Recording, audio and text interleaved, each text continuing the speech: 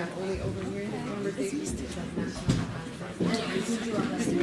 Yeah, so let's just, if we could, reset class. Yeah, and then I'll come right after that.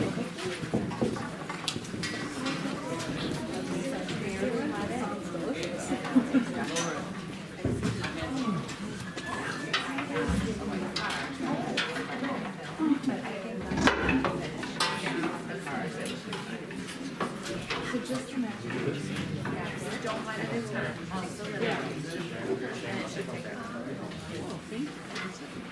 Test your small inconspicuous area first.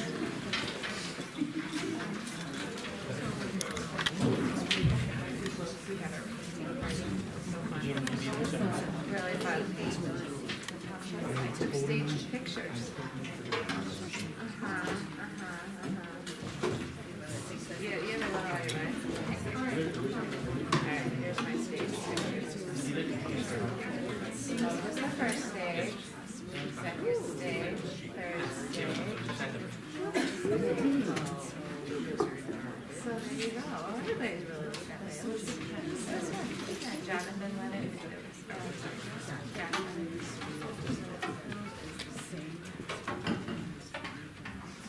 Do you want an introduction?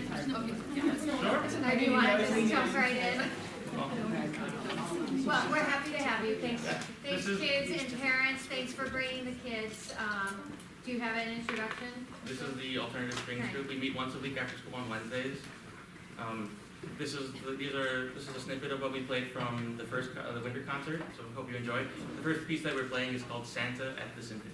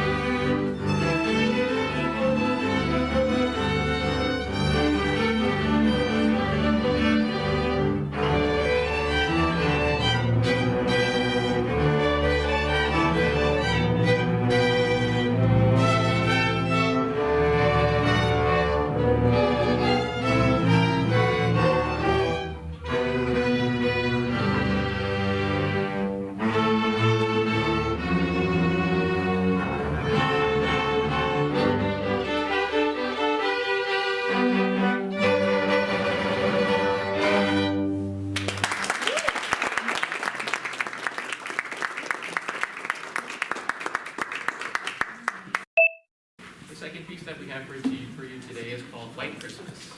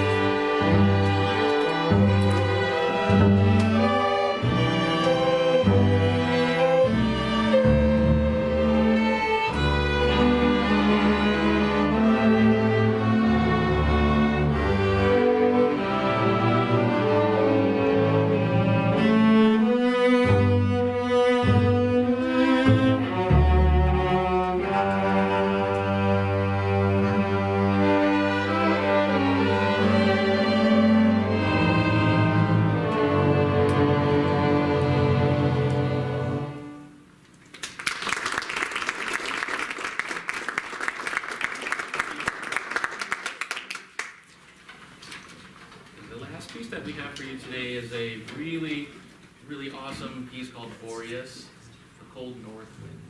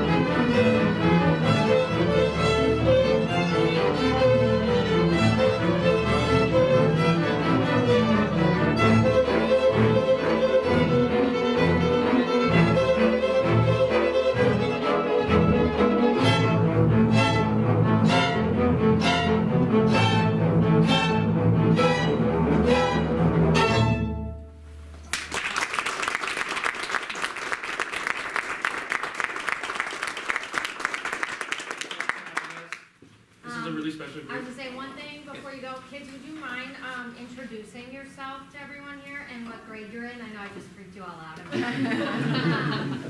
And while you're preparing to do that, I just want to say thank you for being here. We have these meetings, these are like business meetings for the school district, and we have these once a month, and sometimes we're here till like 10 or 11 at night. So to start off with some very pleasant music and to give folks an opportunity to see and you guys showcase your talents. Some of us don't have kids in the school, school or can't make it to concerts, so it's a real treat to have you and for you to share your music with us. So, who would like to start introductions? In the back, cellos, right?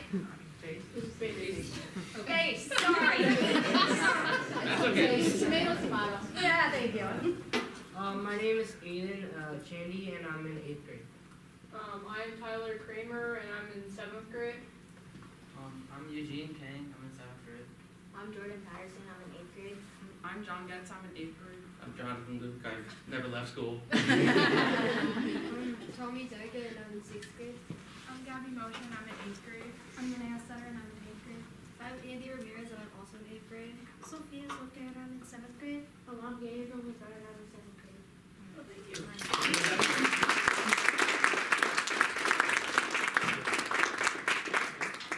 Can you do me a favor? Can you bring your stands outside? Again, thanks parents for bringing your kids. Appreciate it. It's been cool though. Amazing. Yeah, bring the stands if you can. Do you bring a stand? No, you're fine.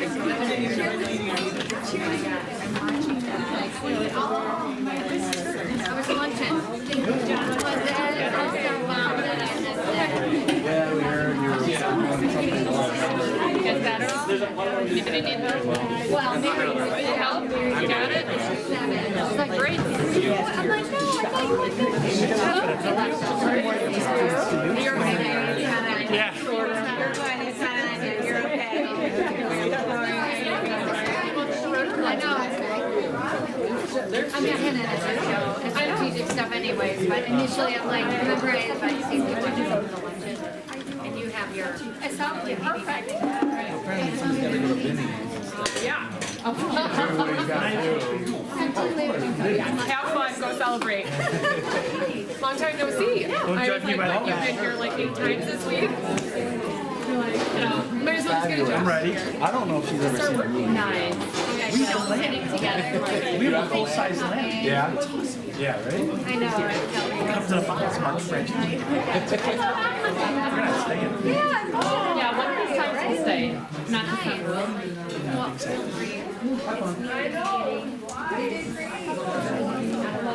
Yeah, I know, it's great.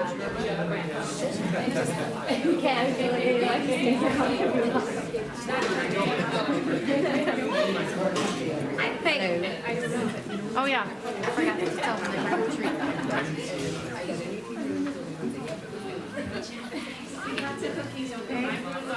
That's what I feel where we're gonna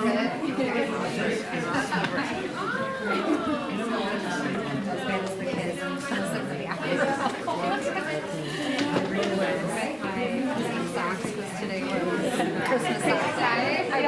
I never took them off.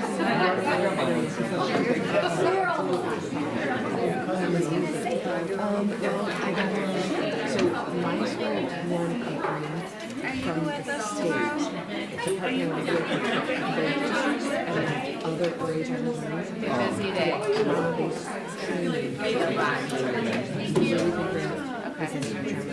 Trainers, materials, CD clock hours, everything totally covered in the agreement with that. And I would tell you that we're gonna Tomorrow you get to hear you like our 5 stuff. She's not. And we partner with Get your mind if I miss both days, she's like, I'm gonna be stressed out, Jean's gonna be there, she's gonna be shooting.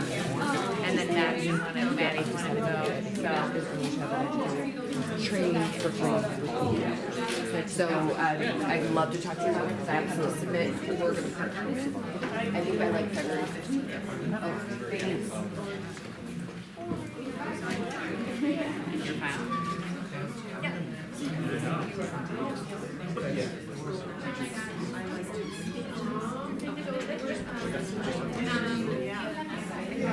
We don't have to scrub the doors or anything, so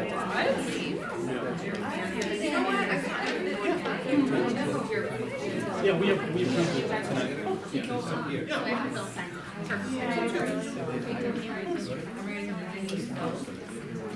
you left it us.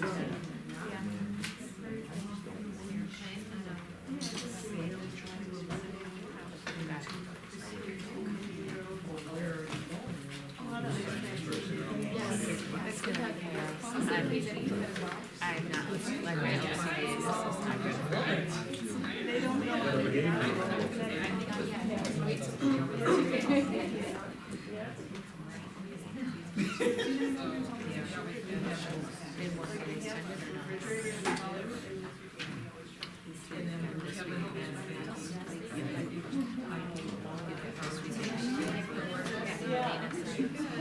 for now. So even if it's like intercourse.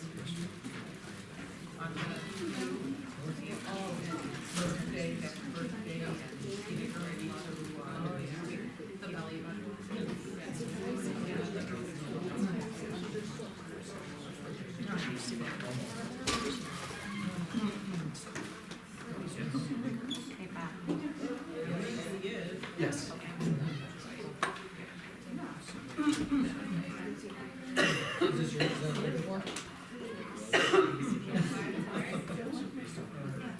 Why is so lonely and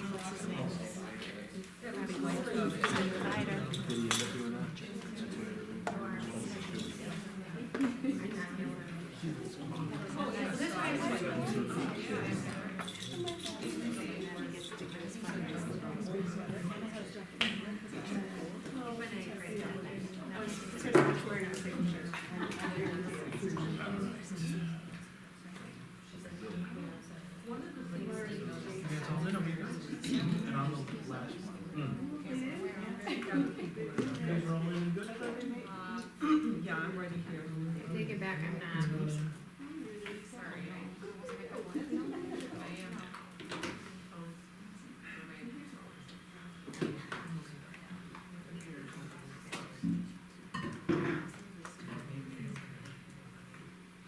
Okay, I hereby call the regular Board of Education meeting this December 10th, 2024 to order at 7:02 PM. Please silence or turn off all your electronic devices. And could you please join me in the Pledge of Allegiance? There is a flag on the back of the room.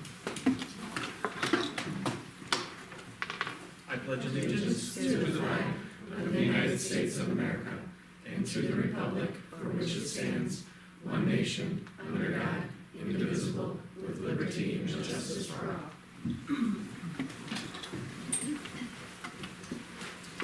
Okay, Mrs. Johnson, could you please call roll? Yes. Bianchini? Here. Camardo? Here. Friedland? Here. Grimpy? Here. I am here. Fisterer? Here. And Ronstadt? Here. We have.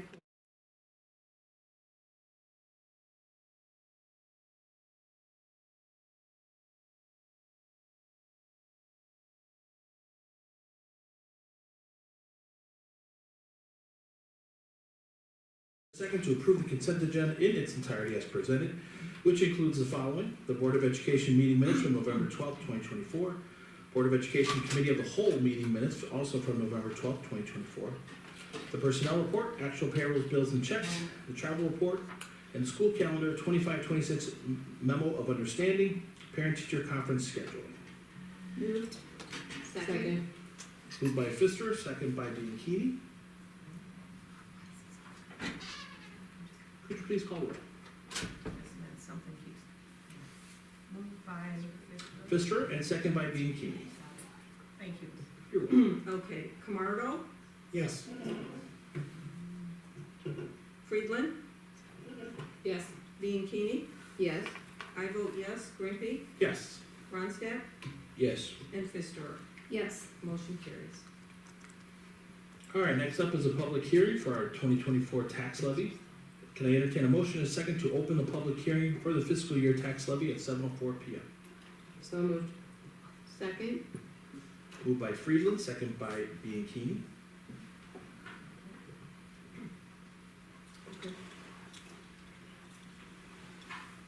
We have to take a vote? Right. Yeah. I'm sorry. Please Okay. call roll. Okay. I vote yes.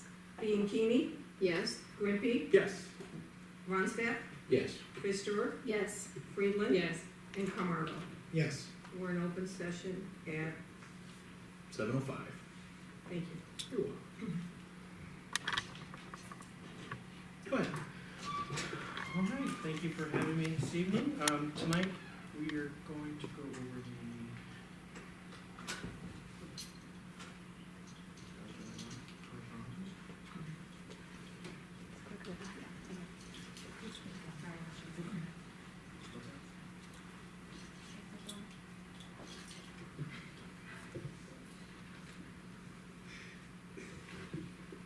It's like I've never done this before.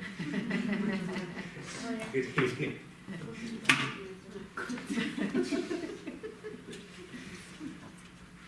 Thank you for having me this evening. Tonight we're gonna go over the 2024 tax levy for River Trail School District 26.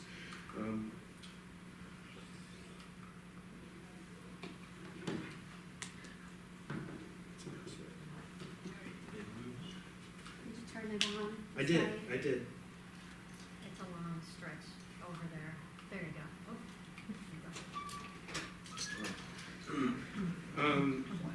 The law in Illinois requires a hearing if the levy is over 5%. Tonight we are not requesting to increase the levy over 5%, only 4%. But we still have the hearing, really just a way to maintain transparency and keep the communication open with the board and the community.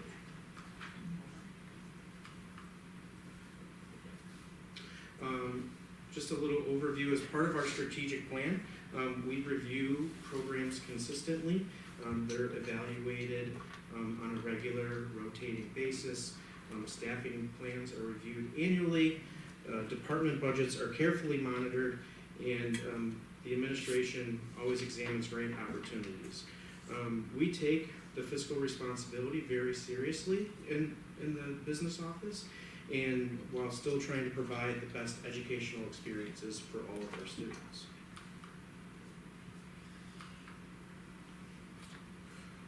As part of that, over the last few years, we've had operational and staffing efficiencies. As opposed to throwing more staff at a problem, we go through the entire intervention process, problem-solving process in the classrooms and with the teams in the schools. We've had new health insurance options, special ed cooperative, working with them to help reduce costs, and yet also whenever we're able to bring students back from the cooperative to also reduce costs when the students fit in our programs, we do that as well. We again are very fiscally conservative when we approach purchasing goods and services, and we try to conserve all the supplies and materials that we have.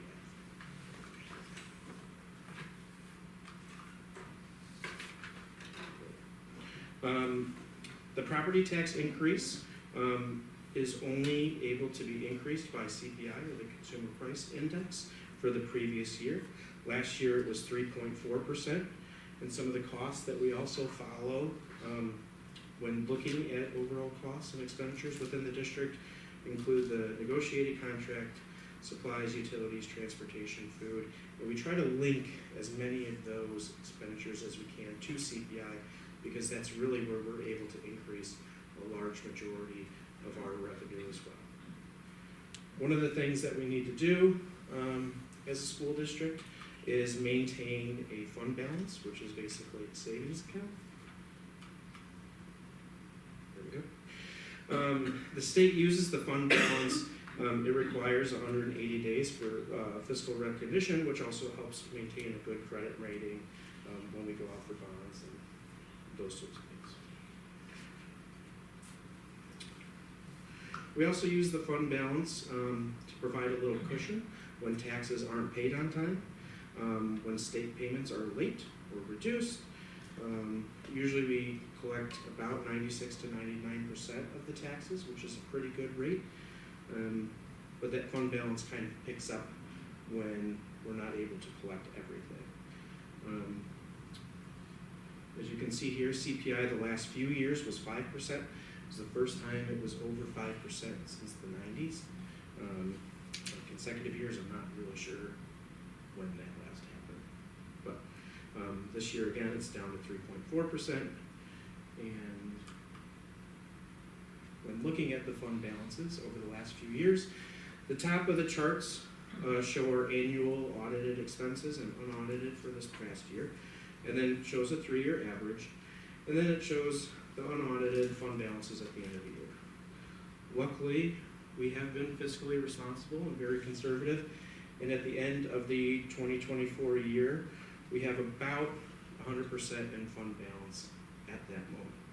Now, the last projections going forward, fiscal financial projections included $16.5 million of those fund balances to be used for a lot of the renovation and capital projects going forward. So when we prepare the same slide going next year and the year after and 2 years after most of those costs have been completely incurred, we'll be much closer to a 50% fund balance, which was the plan. So again, the district makes every effort to be responsible with the dollars of the community taxpayer. State and federal funding for education is shrinking. Of the state funding, the additional revenue for education, that isn't going to District 26. We're considered a Tier 4 district, not as needy as some of the Tier 1 districts, and therefore they're getting more of those increased revenue, the little bit that there is every year, and it doesn't necessarily fall into our lap, if you will. Property tax appeals are on the rise. However, there was a new law a few years ago where all the appeals and everything else that we've had to pay back, certificates, are now added to the bottom of our levy, which is nice, so we can recuperate those costs. Whereas before we were losing potentially up to $1 million a year in lost revenue to those appeals. The district is aware of the financial burden, and again, we take that job very seriously. We try to continually offer the best educational experiences for all the students, offer the groups, offer jazz strings, and provide different opportunities for all the students while still trying to maintain our fiscal responsibility. With increases for the revenue and able to offer those options, we need to have money, essentially, right? When looking at all the revenue for the year, the projected, the budget for this year, 85% was from property taxes this year. So think of that, 85%, 85 cents out of every dollar is coming from local property taxes. Federal revenue is based on allocations, based on student accounts and demographics, so that isn't increasing very much. Evidence-based funding is at 5%, that's not increasing. And then as we talked about last month, student fees is 1.3% of the overall budget, and that, we'd have to increase 100-fold if we really wanted it to hit a dent in our budget. So if we want to increase revenue, the best way to do it, or the way that school districts do it in Illinois, is by increasing the tax levy.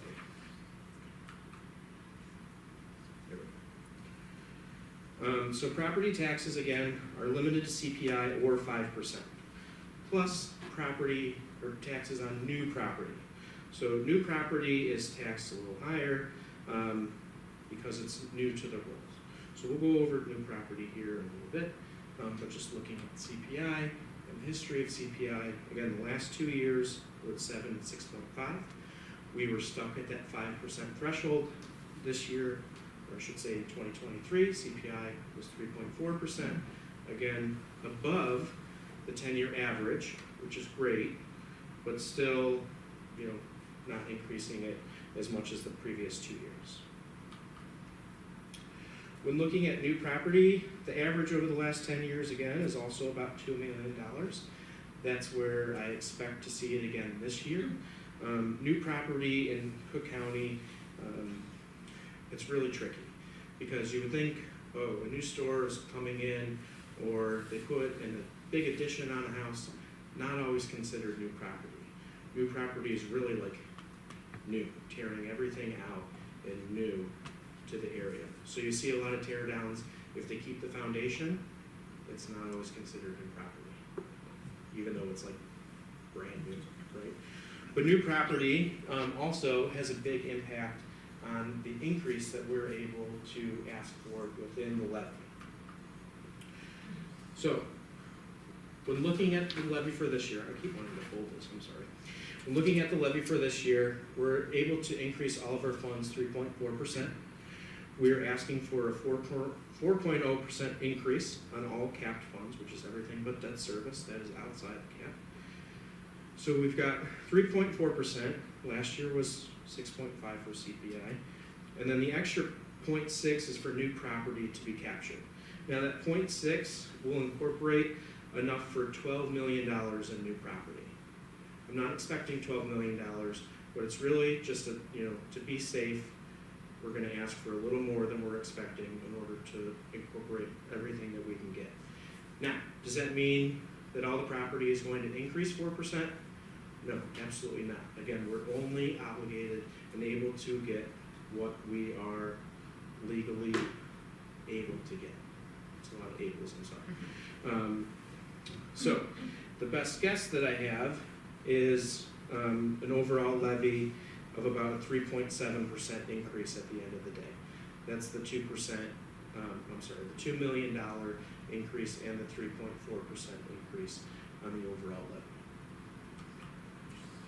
For people who like charts, you can see in the left-hand column are all of the different funds that we have that we're able to levy for.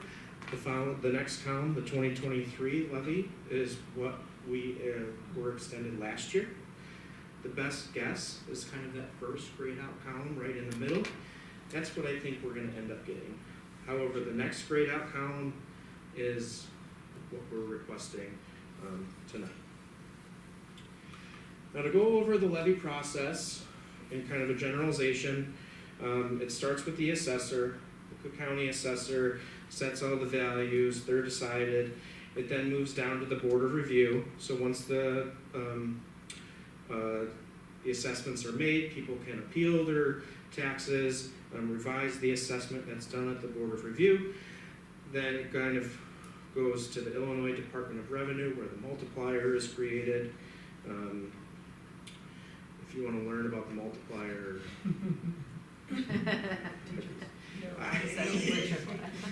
it's complicated. It's you need an actuarial science degree in order to understand the multiplier. But then it goes back to the assessor.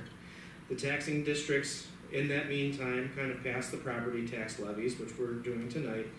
Then it goes back to the clerk. That's who we supply the levy to. The clerk calculates all the tax rates, and then it goes to the treasurer to send out all the bills and collect the bills and then disperse it back. So, how many different government organizations there? But we get it done.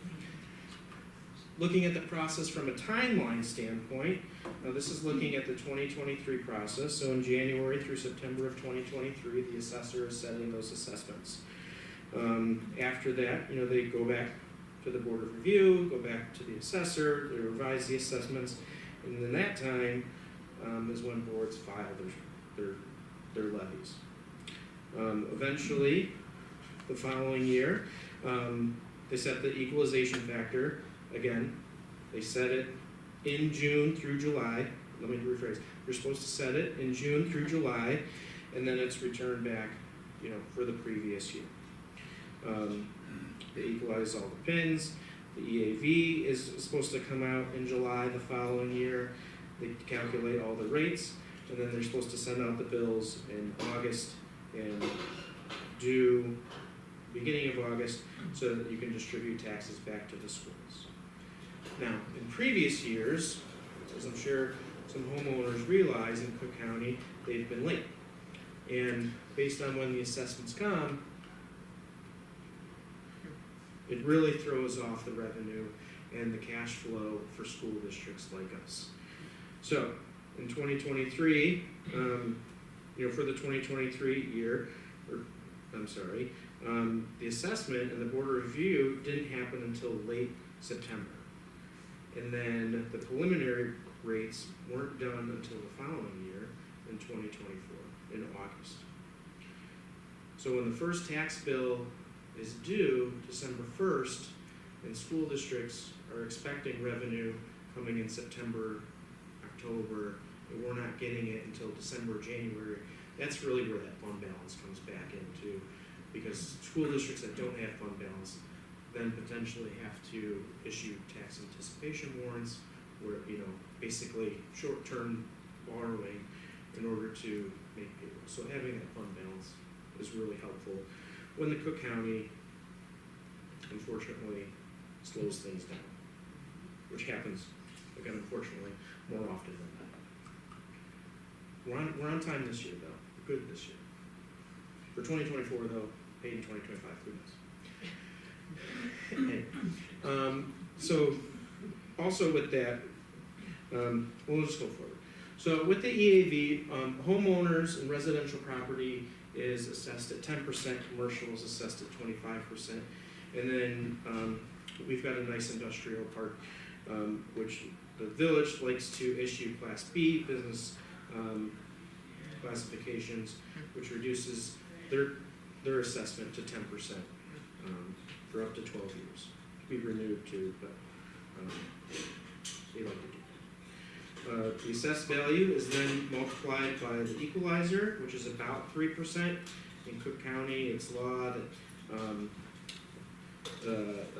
assessed values in aggregate must be a third of the fair market cash value, so that's where the multiplier usually comes in. And then that EAV is multiplied by the tax rate to get the taxes extended. Again, assessed values for the multiplier calculated by looking at the prior 3 years. Last year, the final multiplier was 2.9%. This year, 2024, it was for 2023, it was just over 3%, looking at a 3% increase. When looking at the breakdown, though, of the levy residential burden, not too long ago, less than 20 years ago, 59% of all property in District 26 was residential, which is nice. Having that kind of even flow between residential and commercial property is nice. The more commercial property you have, obviously, the lower tax burden on the residents of the district.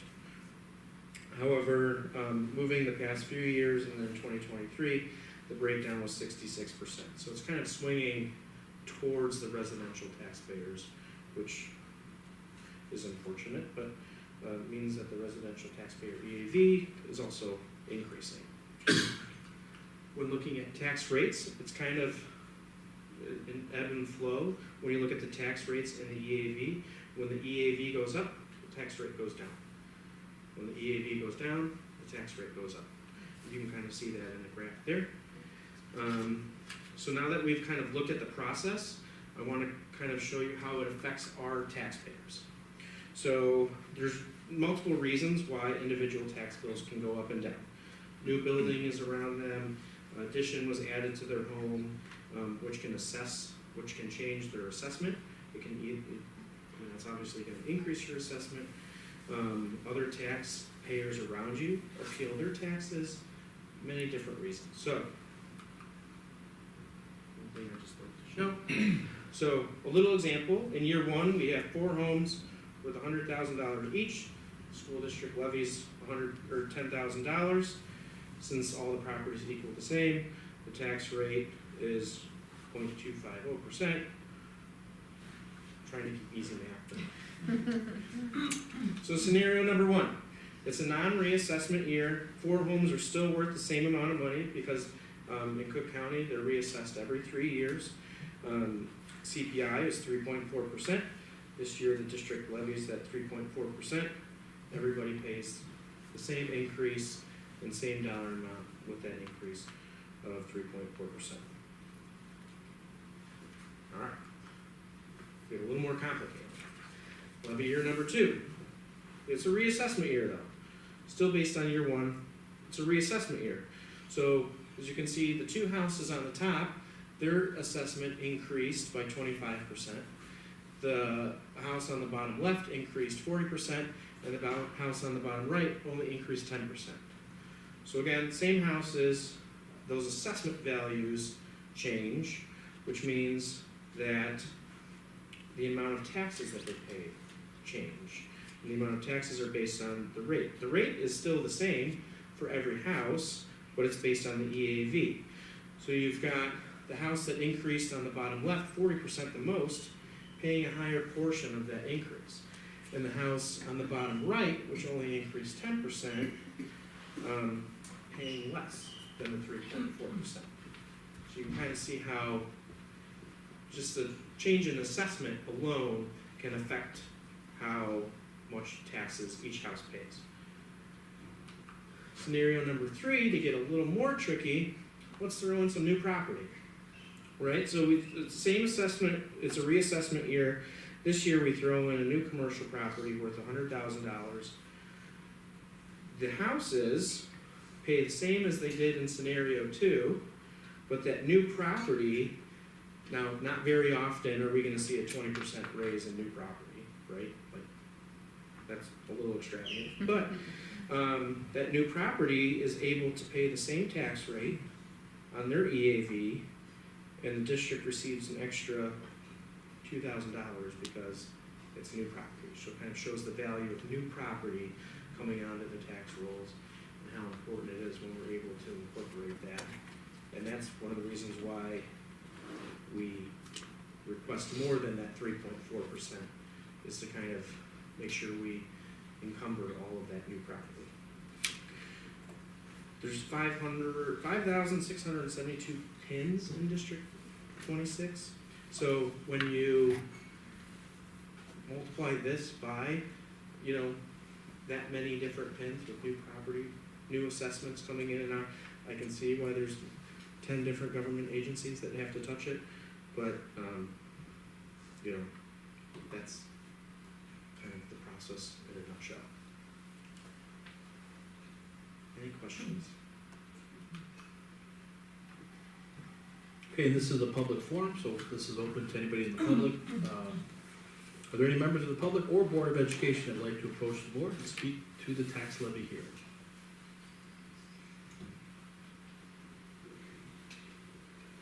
Okay, hearing none. With regards to the fiscal year 2024 tax levy, I hereby entertain a motion and a second to close the public hearing for the fiscal year 2024 tax levy. Moved. Second. Moved by Bianchini, second by Friedland. Please call roll. Okay, Bianchini and whom? Friedland. Yes, ma'am. Okay, thank you. Okay, Bianchini? Yes. Fistor? Yes. I vote yes. Grimke? Yes. Camardo? Yes. Friedland? Yes. And Ronstadt? Yes. Motion carried. Okay, next up is RTEA comments. Mr. Costa, please. You have the floor. Thank you, President Kirby. Good evening. On behalf of the RTEA Executive Committee and the entire membership, I'd like to thank the Board of Education and the administration for the excellent ongoing working relationship that we have. The board, in your consent agenda, has passed an MOU, which the Executive Committee of the RTA has passed as well tonight, allowing us to make changes to the calendar. The calendar is coming before you tonight. The Teaching and Learning Committee has worked hard, along with Dr. Magdalene and myself, to try to make sure that all of the construction for next year falls well within the bounds of the calendar, so that we'll have enough time, but still try to get everyone out at a good time in the summer of 2026. So, thank you so much. Thank you. Next up is visitors' comments. At this time, I'd like to recognize any members of the audience who approach the board with their comment or question by completing the visitor comment card. Please do note that the board and administration typically does not respond, and if you wish for a response, please provide your name and number or email for a member of the Board of Administration to get back to you. Speakers are encouraged to limit their time for others to participate. A 3-minute time limit per speaker with an overall 60-minute maximum for visitors' comments per our current policy. Okay, hearing none.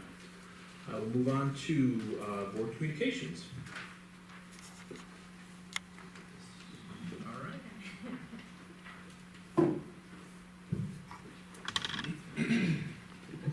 All right, hopefully I have better luck with the clicker tonight. Quick test. Okay. Okay. You gonna hang with me? Sure. All right. So I'm super happy to be here to recognize 10 of our amazing subs. We have a great pool of subs, and I could probably spend an entire evening highlighting all of them. But when I asked the principals, we plan a good month or more ahead of time, but when we asked the principals, can you identify some substitutes that have been amazing, great to work with, etc. Who do you got? And so these were the first names that came to mind. So we invited them, and some of them are here tonight.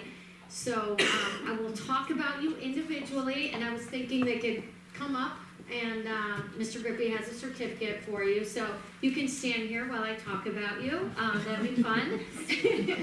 And then we'll give you a certificate, a pin. You're welcome to shake. All the board members would like to shake your hand for the service that you do for us, and then you can go back to your seats. So before I get started, I just want to refresh the board's memory. If I take you back a couple of years, I'm sure you remember some public comments from some of our staff members, just kind of expressing some frustration and not being able to have substitutes fill some of the roles in our building. Maybe about 2 or 3 years ago. And so I don't think I need to tell you how vital substitutes are to our operation, but they're just instrumental in keeping our classrooms and even our district running. And so, as Bob just spoke to, we've had a tough calendar for the last year, not many days off for the staff, and it just is even more vital to have a consistent operation. Kids love consistency. These are people that are instrumental in keeping our district running. And so, not only are they walking into a role that potentially, they think sometimes they're signing up for a role, but I know when they get to the building, sometimes that changes. So potentially, they're walking into an unknown, but they're walking into different people's classrooms, different expectations, different rules, just different environments. And so that they need to bring that positive energy. They need to build relationships. And oh yeah, by the way, they have to teach too. So it is not easy. And these are some of the people that just keep coming back every day, coming back for more. So the comments tonight that I will share really just focus on their work as subs. And I probably could talk to you for more than just a few minutes each. Just they're all amazing people. Many of our subs are just good, great human beings. They are community members. They are parents, and they just give so much back to our school. So, and some of them are former employees. And so, again, I could talk about them for quite a while, but just know they're just so much more than what I'm going to share tonight. So we just could not operate without them. So first I'm going to start with, Denise is not here this evening, and Denise is regular in the district and a former employee. She retired in 2017, so before my time, but she's described as being reliable, fun-loving, and wonderful with the students. She brings a positive energy to the building and is a presence on Wednesdays. And so that's key because buildings have IEP meetings certain days of the week. And so they run their meetings, and a floater will show up. And again, not knowing which classes they're covering for, but knowing, especially for the secretaries, knowing that they have somebody, a consistent face to cover those floating classrooms every Wednesday is really such a relief, I'm sure, for them. So thank you to Denise. Dorothy was on the list, and unfortunately, Dorothy just recently passed away. So it was, we didn't have her on here after the fact, but her name came up prior to her getting sick and passing away. And so Dorothy had worked in the district as an assistant for, I think, 8 years, and then resigned and shifted over to substituting for about 10 years. So she would sub in special education classrooms, 8th grade classrooms. I mean, she was everywhere, and a regular presence, definitely here at the middle school. Mr. Henkel just shared with me, they have their winter carnival coming up, but Dorothy used to make blankets and pillows for the winter carnival every year. And so Mr. Timmons was listening to that, and he says, "Oh, that's the blanket lady? We got a whole bag of blankets from her." So she'll definitely be missed. Was a regular staple, but again, like there's so much depth to these people than just subbing in our building. Amy's next. Come on. Amy is around every day, I feel like. But Amy is most recently, I hear, potentially filling a long term, maybe. So again, super dependable, super flexible, and it's not easy to jump into a long term because now you're asking somebody to commit to more work, grading and planning and being a daily presence for those kids. And I'm sure that the substitutes do not mind that, but it's definitely an increase in responsibility and asking for more. So some of the things that the staff also said is that she shows individual care and concern for students, willing to change plans to help fill a spot. So no matter what the day brings, I know that the front office staff can rely on Amy to be patient and flexible when she comes into the building. So thank you so much.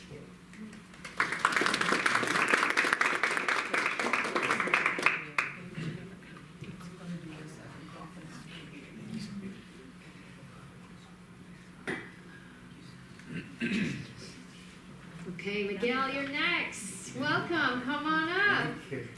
All right, so Miguel is newer to our sub pool. I think you started, last winter, like February-ish?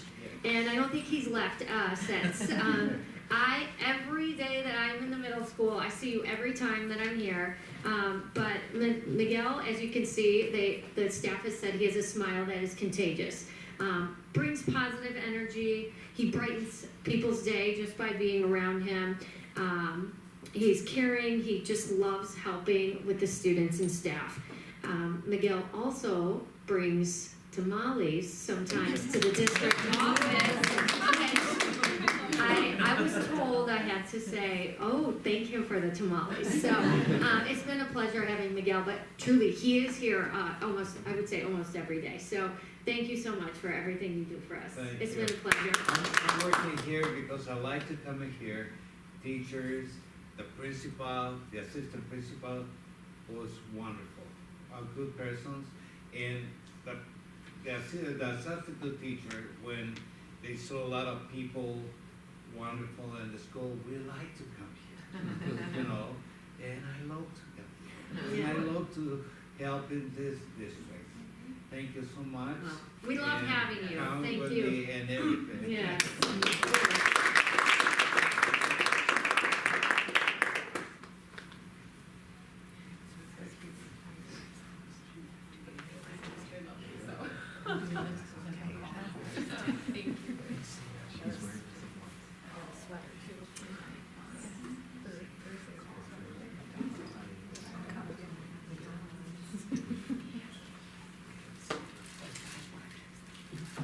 Okay, next is Ro. Come on up. Ro Jacobs. Actually, Ro is a nurse sub, so she's like a unicorn. I think, I'm trying to think back, we had a nurse spot posted, and Ro applied. So this is probably good 3 years ago, right? 4 years ago, I was in the student services department, and I called Ro, like, "Oh, are you looking for a full-time job?" She's like, "Well, no, I don't want to work all the time, but I'll sub if you need me." And I'm like, yes. And so, you can imagine coming out of COVID and just, not having a backup in our nurse's office across the district is just, I think we learned to live without having somebody in the nurse's office. So to be able to have somebody who can support all of our buildings has just been so amazing and so wonderful. I'm so happy to hear that she didn't want to work every day. She just wanted to fill in and sub. And you're here a lot too, so you spend a lot of time. But I think you probably know all of the kids in the district by now and the staff. But again, just super friendly. And for the kids coming into a place when they don't feel well, it's nice for them to have a familiar face as a backup. So thank you so much. It's been amazing and wonderful having you. Yeah.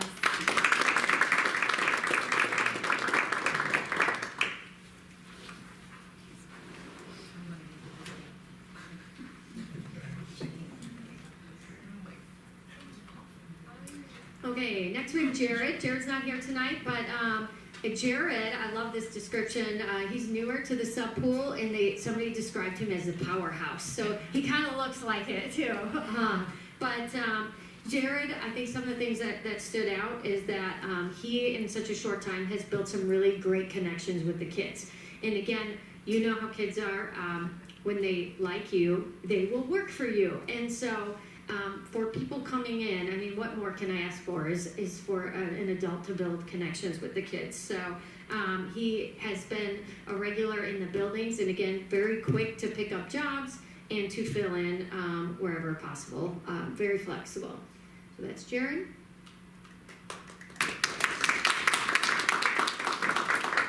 Rosa Maselli is currently filling a long-term leave, and again, that doesn't sound like such a big deal, but it is, because it's definitely an increase in responsibility. When I looked at Rosa, the number of days that she had worked last year, she only subbed here and there, so it was like 17 days total. So she was just kind of one of those that would sub every so often. So to have her be brave enough to take on a long-term position and be with us daily is, I think, just shows her willingness to take on something new and to support the district. But she has been great in her long term. She brings a very calming presence to the classroom. She's been very patient with the students and has been, that is very reassuring for the teacher out on leave to be able to know that they're leaving their kids in great hands while they're gone. So that's Rosa.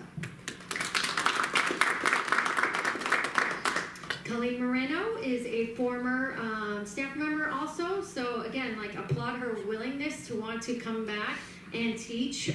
She fills any role at Prairie Trails. Preschool, and these are preschool, assistant, anywhere. She's willing to jump in. And so always with a smile on her face, always eager to fill in and help. And again, just the dedication to the district is really honorable. So thank you to Colleen. All right. Maggie Petrovsky. I had Gosha help me with it. So when you talk about Maggie P, everybody in the district, everybody knows who we're referring to when we say Maggie P. Maggie is in the 100-day club. I just invented this. Maggie has worked, I put it up here, 143 sub days in 22-23, 103 days in 23-24, and already 40 days this year. And so 143 days, that's 77% of the school year. That's more than some of our teachers actually make it in a year. So the 100 club, way to go. So Maggie, again, is just willing to support wherever, enthusiastic, described as having a loving heart, and quick to answer the call when needed. The kids, I'm sure at this point, they're always happy to see you when you're assigned to the building. So thank you so much for your daily presence in our district. Thank you. As you can tell, I love this. I love being here, and I love everybody, including the students and staff. It's just really amazing. And I've made this mistake by telling my husband when I started working. I was like, you know what? It doesn't feel like a job. He was like, oh, good to know. Like, it really doesn't. I was like, okay, I'll keep that in mind. That's great. Thank you.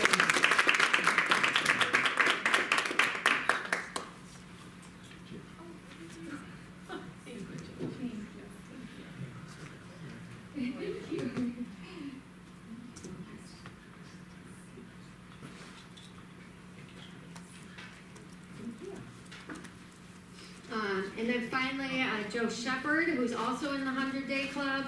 He has been a regular staple in the district for many years. 128 days in 22-23, 114 days in 23-24, and again is on that 45, 100-day projection easily.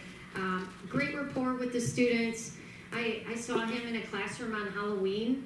I mean, if you want to sub on Halloween, that can be scary. There's a lot going on that day, but these are the people who are just willing to jump in. It doesn't matter what is happening in the building. And one thing that one of the staff members said about Joe is that when he asks about you, he truly listens. And I thought that was just a really sweet way to describe him, but he is very present when you interact with him. So Joe rounds out our last of the subs. So again, thank you so much. This is just 10 of many, but really you all are just such an invaluable part of our school community, our family. We talk about our school district being a family, and we thank you for being a part of it. Thanks for coming tonight.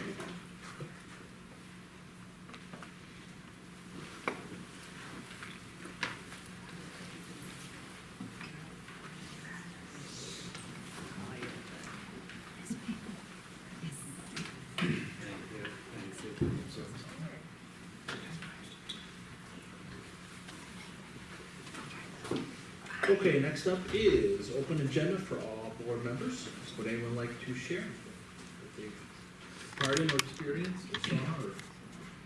Yes, ma'am. I have a list.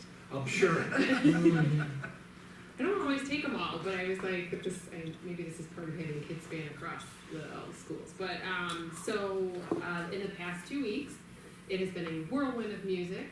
I want to thank Mr. Luke, so Jonathan Luke, for coming tonight, but also for the winter orchestra concert that took place on the 2nd for the 6th and 7th and 8th graders, and it was absolutely wonderful. It was really, I don't know, it was just a treat. I love holiday music, and it was even better because it was played by our students. So, and then there was the winter band and bucket band and chorus last night. So I've seen Mr. Henkel at least 15 times in the past 4 days with everything that's been going on. But we were here last night, and that was amazing, and that was under the direction of Mr. Todd Smith and Mr. Stephen Flowers. So it was, again, just a wonderful performance, warming your heart, getting ready for the holidays. Do you want me to keep going? All right, so we had the first ever craft fair. Yes, it was delightful and also a bit overwhelming for me personally, but the PTC did an amazing job. Again, thank you for being supportive, all of the staff, all of the CMA or the staff, and it was crazy. I came home with a lot of things that I did not expect to come home with. So it was, it was successful. Yes, and all of the volunteers and everyone who came in and supported and participated. And then Bill and Jody and I were able to attend the Prairie Trails Literacy Night. And that was absolutely delightful. I learned a lot about tools that we're using to make stories somehow even more fun. But it was wonderful. And the evening was very successful. And so I appreciate Miss Amy Batesman for I'm sure organizing that with her staff. It was fun. I actually attended all of the same things, so I echo those same sentiments. Did anybody else want to add anything? Yeah, go ahead. Bill and I had our monthly board teacher union dinner tonight, and again, I think a great experience. I love the initiative. I'm looking forward to continuing on all this year, take a pause next year, and then resume again. The conversation, so this is my second one that I've been to. I think it evolved even better than the first one, where the actual dialogue and communication was all about just outside district work and just true relationship connection building. So it's going well. I hope all new initiatives that we start are as successful as this one. So thanks to your team and their participation. I attended that as well. Yeah, you did. Totally did. Anybody else?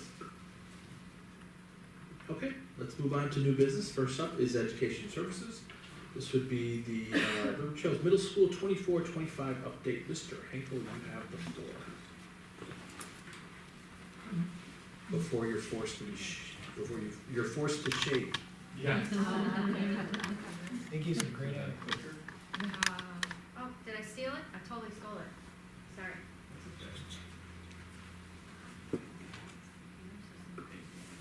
Stretch my arm out. Yeah, it's your fault. Good to see all of you, Janine. We've seen a lot of each other. So, Thanks for having me. I just wanted to first quickly highlight a couple of things. You guys got to recognize our cross-country members that represented the school in the fall, which was phenomenal. And then it was already kind of highlighted the most recent music concerts that we've had, most recently last night. And I did not have this in my notes, but thought it was worth sharing. Doing my duties of stacking chairs after the concert, and I had someone come up to me and introduce themselves to me, and first thing he says is, I don't even have a student here, but I'm a community member, and was just driving by and saw the concert on the marquee, so I just thought I'd pop in for a couple minutes.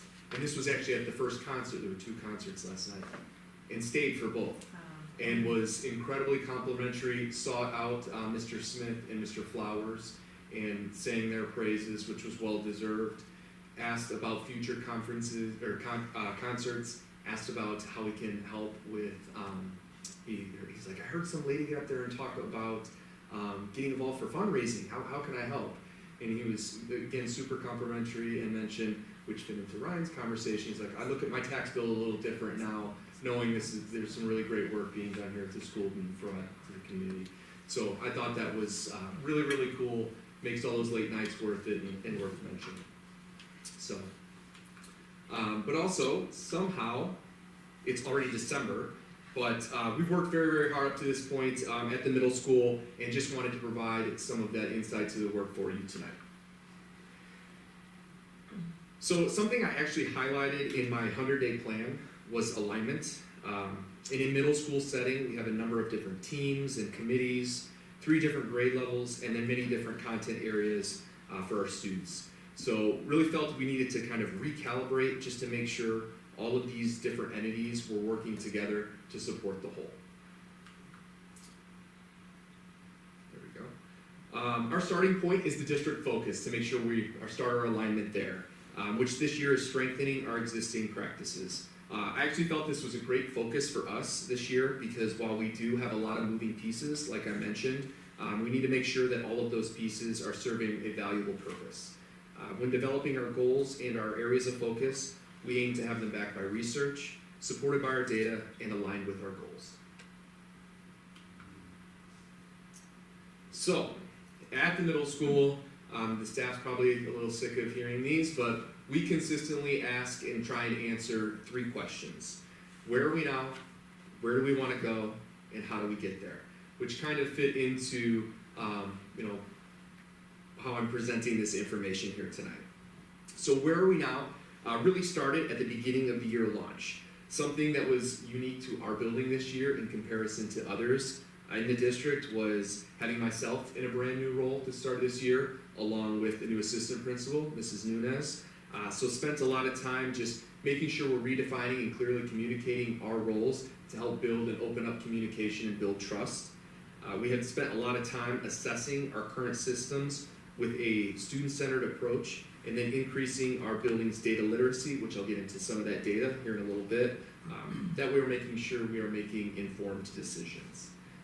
Connecting all of our systems and communication between the systems is something that we've analyzed to help increase our intentional improvement. And then reviving some culture and community. Mr. Grimpy mentioned, both for staff and students, I'll be shaving my beard at the end of this month. I'm not really excited about, but I have to pretend to be. And then our goals. Our goals define where we want to go. So we really spent some time making sure that they were really reflective of answering that question. So we looked and analyzed a lot of student data from the past year and landed on 3 student goals. 2 of them are very similar, and they are 65% of our students will reach their individual growth goals in reading, and then again that same goal, but for math. And then our final goal is to increase our students' connection to staff and the school environment. Then finally, our roadmap areas of focus, they really help shape our path of how we're going to get to those goals. So again, defining and connecting our teams just to make sure we're working smarter, not harder, and decreasing any overlap of responsibilities and increasing communication. Valuable data digs to help support our goals, because our goals are based on individual student growth. So we're actually spending a lot of time analyzing and digging into individual student data. And then adaptive teaching, which is something that we're spending a lot of time on our Thursdays to play into the strengths of our students to help them increase their chance at reaching their goals. So like I mentioned, a lot of this work really kicked off at the beginning of the year launch on August 26th. So right away we began heavy analysis on what areas we look to most impact and support student growth. Since that launch, I, along with Mrs. Nunez, have been very intentional about creating continuous opportunities to help really build the capacity of our staff, recognizing that we have our greatest impact by focusing and narrowing our focus and collaborating together. So I'll actually talk about these areas of focus in greater detail a little bit. So for Heart Ready, this year we adopted a brand new SEL curriculum and have really placed an emphasis on its consistent delivery of the material, collection of data, and connecting the value of it into every classroom outside of just its 15 minutes a day advisory time. So to be successful, a school needs a place that both staff and students enjoy being in. So from the staff perspective, we've actually started something very new this year as a social committee to try and bring other opportunities into the building to bring staff together. Because again, in the middle school, we can be very isolated with our grade levels or our departments, and then looking more opportunity in student voice, both in the classrooms and as the building as a whole, which again, to reference the beard shaving, they set that objective if they reached 500 cans for the food drive, which I asked one of our social workers if we've ever done it, and they said no, and so I thought it was a safe thing to agree to. So to dive into our Head Ready data, during the summer as well as at the beginning of the year, I spent a lot of time analyzing our student academic data. Some of this data was actually shared last month by Mrs. Seifert, and a number of learning measures that you can see here with our building-wide data was looked at. So then the data from this whole building point of view was actually taken and broken down into a number of subgroups, such as individual grade levels, our multilingual students, students with IEPs, students in advanced placement classes, and our students that are on grade level. Something that was really neat that we ended up noticing after looking at all the data was through all of the subgroups, there wasn't a lot of variance, which gave us kind of the feedback that we needed to realize that it would be most impactful to focus on our overall building-wide Tier 1 instruction. So I mentioned individual student data earlier. So this here, I'll get to in a second, but during our fall data day, we actually pulled student testing data and broke it down for each individual teacher, for each individual student in their class, so they could analyze that data. This is actually somewhat unique because in a middle school and high school setting, students are traveling to different classes and different teachers, so the common approach is to look at just building-wide data, and again, to align with our school improvement goals, we felt this would be a better way to attack it. So what you see here is an actual data set that a teacher has for every single student in one of their classes. And again, we've spent a number of meetings looking at this and helping using this data to shape our path to reach our goals. Some things from this data that we're able to identify that you saw on that last slide was it actually helps us identify what skills students already are equipped with, as well as what attainable skills would be next to be introduced. So you can see, and it's a little blurry, but the left column there shows skills and concepts to enhance, and then it moves up the continuum, which really helps inform our instruction in the classroom. So to increase comprehension, we really need students to connect to the classroom and take more ownership in their learning, like I mentioned. So one way we've really focused on this is having students, looking for opportunities for students to increase their dialogue. So doing a lot of intentional strategies to get them talking more, finding textual evidence as well as drawing on personal experiences. You'd be shocked sometimes how hard it can be to get middle school students to talk when you actually want them to, but we're seeing a lot of progress. So this data also led us to evaluate our materials and resources that we're providing our students. Many of our classrooms actually have wide ranges of learners, so we want to make sure all of them have access to the content that we're providing them. We've been doing work to make sure that those materials and resources that we're providing is at a level that they're ready for, as well as that pushes them a little bit too. It's really trying to find that fine line to promote growth. So again, we've utilized our Thursday morning professional development time, as well as time extended it into our grade level planning time that we have built into our schedule. So for our Heart Ready areas of focus, I mentioned our new SEL curriculum. I need to kind of shout out our two social workers, Mandy Zavilla and Beth Kelch, who spent a ton of time this summer learning the new curriculum, as well as the platform, and then creating a snippet you see here for the month of December, an easy to follow calendar for each of our staff members to use to access the curriculum. This calendar links to specific activities for our advisory lessons each day. We're able to tailor the lessons to kind of fit the need of maybe our sixth graders, or we can adjust it to meet the need of our whole building as well. So through these lessons, there are group activities that the students do to help build their social emotional skills, as well as opportunities for us to collect data and gauge student needs. This curriculum and our advisory course is built off of the CASEL competencies, and there's 5 competencies of social emotional learning. We have 5 days in the week, so they have the great idea that each day is dedicated towards one of the 5 CASEL competencies, and you get to see an example of that here in a little bit. So how this all connects to our building. So we at the middle school consistently try to instill our life rules to our students. Be responsible, respectful, and ready to learn.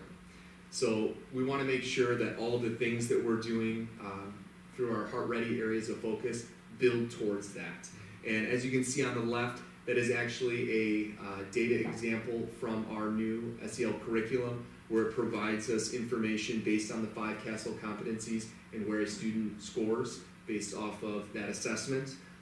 We pull building data that you can see at the bottom that updates whenever we run our reports on a number of different areas. And then the screenshot is for Wednesday, which is Social Awareness Day, and that competency. And that's just an example of one of our advisory slides that we really use to gather information to inform us and really connect to our life rules here at the middle school. Questions? Does anybody have any questions? Covered it all. So I do have one. Yes. So in fact, I'll build on the example that you gave. So when you're trying to develop goals for the students just to engage and speak, are they tailored a little differently because, say, a 6th grade student may be less comfortable in this building because it's still new? Yeah. You know, and yet while an 8th grade student may not be comfortable with those individual teachers because they change every year, they're still comfortable in this building. Do those goals change at all from grade to grade? So the goals don't.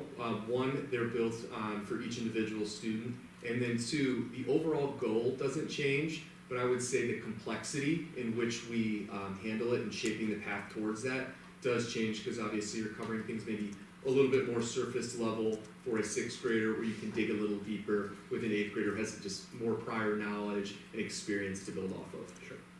That's all I had. Great, thank you. Anybody else? So it's not so much a question, but I just want to say it's hard to integrate new social emotional learning instruction, and even though I know we were just updating from the last one, but even learning some of those little ins and outs of the system and having it be electronic, I just want to say thank you to Mandy and Beth again, because I think that, you know, middle school, we have a lot of kids that, you know, still are COVID kiddos, and I think that there's just a lot of residual SEL work that has to be done, and I just appreciate all their effort that they've put in, because it can be overwhelming at this level for students. So, thank you. Anybody else? And the last thing I got is, and I would hope Donna, not that I like to speak for Donna, trust me, she can do it on her own. But her and I being two of the senior board members, the presentations, this also a compliment to Jody, that the principals have given lately compared to how they were in the past, the bar is so high, and you've certainly met that as well as your co-principals at the other schools, and you guys are doing a great job. So thank you so much for your presentation. Like the phone.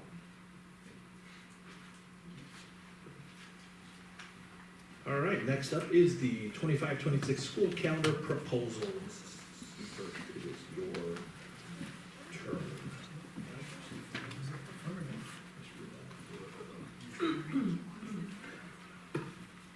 Good evening, everybody. I think I'm the lucky one who does not need to use the clicker tonight. So I don't need to deal with the pause, the awkward pause. So I want to start just by thanking Mr. Henkel for his presentation. I know last month when I gave kind of a status and an overview of the district data, it was asked, how do the principals and how do the buildings use that data to help develop their goals? And I think Kyle did a great job tonight of showing you exactly what that looks like. So thank you for that.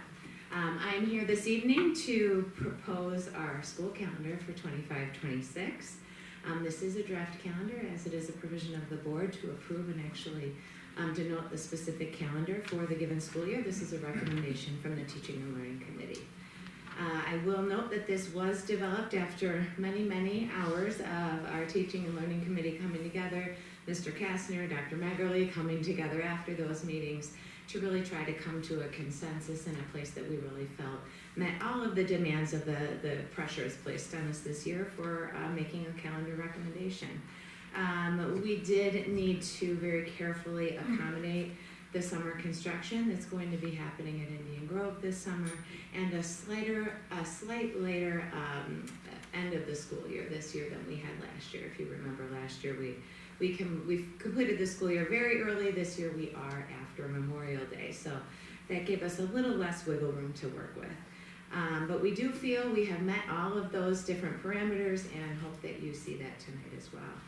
We began this work early in the school year, really starting with our TLC in October in our hopes to bring this to you a little bit earlier than is denoted in the teaching contract that says we will bring you a calendar by April 1st. And the reason for that is because we are seeing the need for a potentially longer summer with a later start to school, and we do feel it is in the best interest of our community, our teachers, and our students to bring that to the community as soon as possible so that people can make plans for that extended summer for one more summer. We did take some important things in addition to the construction calendar into consideration. We always work very closely with the District 214 approved calendars. We are lucky that District 214 approves multi-year calendars, so we have access to those earlier. Unfortunately, with Maine 207, we don't always have access to that, but they typically follow some very similar structures, so we are pretty confident. If we are in alignment with 214, we are pretty closely aligned with Maine. Again, we know we took into account the construction calendar for Indian Grove, as well as our consultation and work with previous committees on parent-teacher conferences, and our guidance from the Illinois State Board of Ed. So I will review just the basic components of the proposed calendar. We are proposing a start date of Wednesday, August 27th for teachers. That is the 3 days prior to the Labor Day weekend, where they would come back for 2 institute days and for an in-service day, mimicking what we saw this school year. Adding that in-service day to the early part of the calendar was very well received by the staff this year, and it is something that we do recommend continuing. This means that students would return 1st through 8th grade on Tuesday, September 2nd, following a very early Labor Day. Our kindergarten students would begin on Wednesday, September 3rd, and our pre-K students on Friday, September 5th, which is a little bit later start for the pre-K than we would like to see. However, we do like to get busing up and running smoothly with our kindergartners before we're putting our preschool students on those buses. And with a Thursday being that day after kindergarten start, preschool does not have school on Thursdays, so that delayed us one extra day to that Friday. Mrs. Batesman and I talked about this at length, and we really did feel that it was still important to get them started within that first week to make sure everything was up and running and smooth, and then continue that obviously into that next week. Institute days would be very similar to what we have seen this year. 2 of those days falling in August at the beginning of the school year. We do feel that this will be a nice buffer as well for teachers moving back into their learning spaces at Indian Grove, should construction push us right to the end of that calendar as it did this year. Our third Institute Day will be again that return in January following winter break, which is our Collaborative Institute Day with our cluster schools across the District 214 cohort. And then our fourth and final Institute Day will be actually on Friday, April 3rd, which is Good Friday. Typically, that is something that we have observed as a non-attendance day. This year, we will be using that day as an Institute Day for our teachers as well, and this will follow the second round of parent-teacher conferences. The placement of this day was a little bit challenging for the committee, as it is that first week back after spring break. However, we did feel that it would be best to follow some similarity with this school year, and this gives us that opportunity to do so. It also gives us a nice long stretch of April and May to continue those last 2 months of instruction with minimal disruption. As I previously noted, our break schedule will mimic that of the District 214 calendar. Those are the dates that you'll see there for winter and for spring break. And our parent-teacher conferences will look relatively similar to this year. However, moving to Thursday, November 6th, this year we had them on Monday that week prior to Election Day, and then Thursday, April 2nd, prior to that last Institute Day. This could not be done without that MOU that you approved in the consent agenda, because there was a clause in the contract that made us not able to put a non-attendance day following parent-teacher conference day. However, this was something that teachers very much appreciated this year with the Election Day following subsequent. So we did, because of our great working relationship with our union, we were able to come to that agreement in that change of language in that MOU. This proposal brings an end date on June 5th, 2026, with our 5 emergency days added onto the calendar should for any reason we need to cancel school for weather or other unforeseen circumstances. So with that, we are actually coming to the board this evening for information and for action, if you feel so moved, so that we can communicate this with our community sooner rather than later. All right, let me entertain a motion in a second to adopt the 25-26 school year calendar as presented. Moved. Second. Moved by Pfister, second by Friedland. Anybody have any comments or questions? Both, I guess. Okay. So I'm assuming that we'll continue to work with, just because this is a lot later, with the Park District to hopefully be able to coordinate the care like we did this year. Yeah, Dr. Megley has already started that conversation with the Park District. We're also working internally to make some potential changes to our summer school offerings, or our summer program offerings at both the elementary and the middle school, in addition to potentially bringing in a surprise from Alicia's department as well.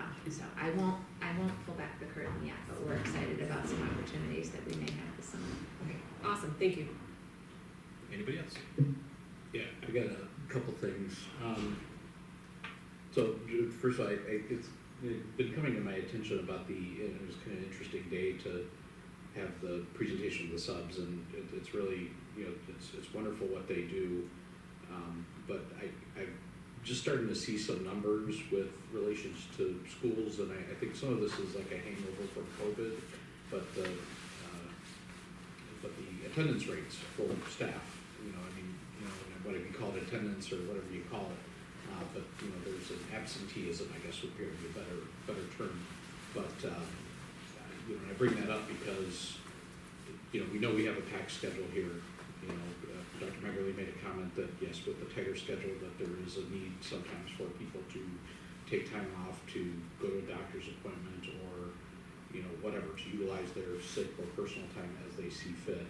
I just want to call out that by approving a tighter calendar, we're exacerbating that, but also to just kind of publicly put out there that we would like to see that get better. We want to see those numbers trend in a positive direction, so we cut down the absentee days as much as possible.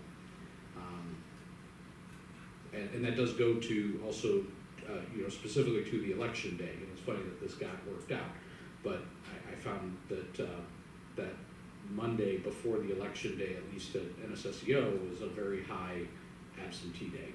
So that is a full school day by the school calendar. I don't know what the numbers are here, but that middle of the week day off was, probably not helpful to our students or the teachers. So, and I'm all for, I know we got contracts coming up next year. I know election day has been a day off for a long time and for very good reasons, but there are ample opportunities at this point for early voting. There's extended voting hours, just things like that, just going forward, especially days off in the middle of the week, and that's really the only one that really comes to mind. But just, hoping, I was glad to see that worked out for other reasons as well. And then, last but not least, there is, in this calendar, I don't, correct me if I'm wrong, but I don't see anything in here about any extra days if we were to do a makeup day for a snow day, which I know is can be a little bit of a touchy subject, but. Yeah, those are the 5 days that end in June in blue. It's very light blue. Okay. Yeah, I'm sorry, I didn't include that in the code at the bottom, it's included in the memo. Okay, all right, I missed that. Well, I'm very glad to see those there. So. And to note, this is why we are so thankful for our working relationship with our union. With the clause that was currently in our contract, we were unable to put a day off after the parent-teacher conference day in November, which would have meant that that day would have been followed by a school day. And this was something that our teachers noted. They are physically exhausted after parent-teacher conferences. It's a very long day. It's a very emotional day. They put a lot of heart into that day. And they were concerned about well-being and things like that. And we said we'd rather pause and have the day off, similar to as we did this year, having that election day kind of give them a reprieve to come back. And so thankfully our union agreed, and we were able to come up with that MOU in order to place that non-attendance day on November 7th, so that we wouldn't hopefully have any heightened absenteeism on the part of our teachers. So we were very, very thankful for them. And we had the same concerns. And one of the other final drafts that we had actually took us into the following week, into June, because we were trying to insert some more days off, and the teachers were really able to come to consensus to say, hey, as long as you can spread things out for us, if we have that day off in February, in January we have a nice reprieve, we have winter break, we're coming back, we feel fresh, but President's Day in February, by then we really need a day, so please leave that day in there for us. So we have a great commentary and conversation and working relationship with them, that gets us to this point. So I praise the district in putting the TLC committee together many, many years ago in order to have that collaboration, so that we hopefully can avoid a lot of the pitfalls that you bring forward, Mr. Ronstadt. And we too as well want to make sure that attendance is the best that it can be. Thank you. Anybody else? Isn't, just clarifying on the election day, isn't it a state holiday? And I thought that schools were Only for referred. general elections, so that Right. was for 2024. But It is not. To your point, like, we had to close school. We did. We actually voted, and we're gonna talk about it, on to kind of lobby them not to, if you don't have a polling place at a school, to allow schools to remain open, right? Yeah, so I mean, in that and in the spirit of having that good relationship with the union, that let's say in years to come that day remains, that maybe we do consider just taking an off day on that Monday. Like if we can't make it work, let's spread it out and let's let people have a long weekend. I know it's certainly not ideal for parents, because those are typically work days. That's very much a public thing to have election day off. But it's to me, kind of it's really important that we maximize our in-person days in every way possible. Absolutely. Those days are staffed, that the kids are here, that they're ready to learn and all of that stuff. And some of that just comes with the calendar does dictate some of that stuff, so or help it along or impede it in some cases. And we agree with you, and that's why you'll find that on days when we do have days off for conferences or something like that, we try to continue that with either an institute day or a non-attendance day to have that continuity for students. Anybody else? Yes, John, please. Just real quick, first comment, again, as you have in years past, super impressed with the layout of the calendar. I think it's very well constructed. Do you have a general idea right now when the school would begin the following year, of 26? Great question. So in our committee, we did talk about that because we know that we want to get closer to alignment with the high school district. However, I don't see us getting to that point of starting on August 12th when the high school is back in session. So we did talk about the intention of the committee is to slowly move that date back closer to where it once stood. And begin putting those holidays back in that our contract denotes. So obviously last year we came in with the holiday waiver and we approved the ability to come to school on some of those holidays, but we did not have the intention of maintaining those as in-person learning days. So I would, if I had a crystal ball, I would see that, slowly moving back maybe approximately a week. And we did talk about a slow roll rather than throwing it all out there at one time, but it'll be the input of the committee to really drive that. Anybody else? Okay, Mrs. Johnson, could you please call roll? Yes. Bianchini, Yes. Friedland, Yes. Camardo, Yes. Ronstadt, Yes. I vote yes. Grimpy, Yes. Fisterer, Yes. motion carries. Nice job, thank you. Thank you. All right, next up is business services. First in that is to approve the fiscal year 2024 tax levy. We already had Ryan's presentation earlier. There's nothing more to add presentation-wise. Just go right into the motion. You're good with that? Yes, sir. Good. Then let me entertain a motion and a second to approve the 2024 tax levy resolution to be necessary in the total aggregate amount of $27,150,000 and to adopt the resolution to direct the reduction of the 2024 tax levy and to direct the board president and board secretary to sign the prepared resolution by the Cook County Clerk's Office pertaining to the 2024 tax levy, the certificate of the tax levy, and the truth in taxation certificate. Any? Moved. Second. Moved by Bianchini, second by Pfister. Last chance, comments or questions? I got two comments. The first thing is that tax status for the companies at the 6B does affect our burden on residents. Understand the need to attract businesses. That's a decision that's out of our hands. Correct. That decision was made with the Village of Mount Prospect. It's better to have some tenants in the building than, paying some taxes than no tenants, but, we do, I think we can all say that we hope the village continues to find or maybe works a little bit more towards a balanced approach there. And then the second thing is that we are tied, the tax levy is tied to CPI, but I'd like to call out specifically that, and it's been a good measure lately, but our largest expense is payroll. And wages are going up faster than CPI right now. So, and that's good.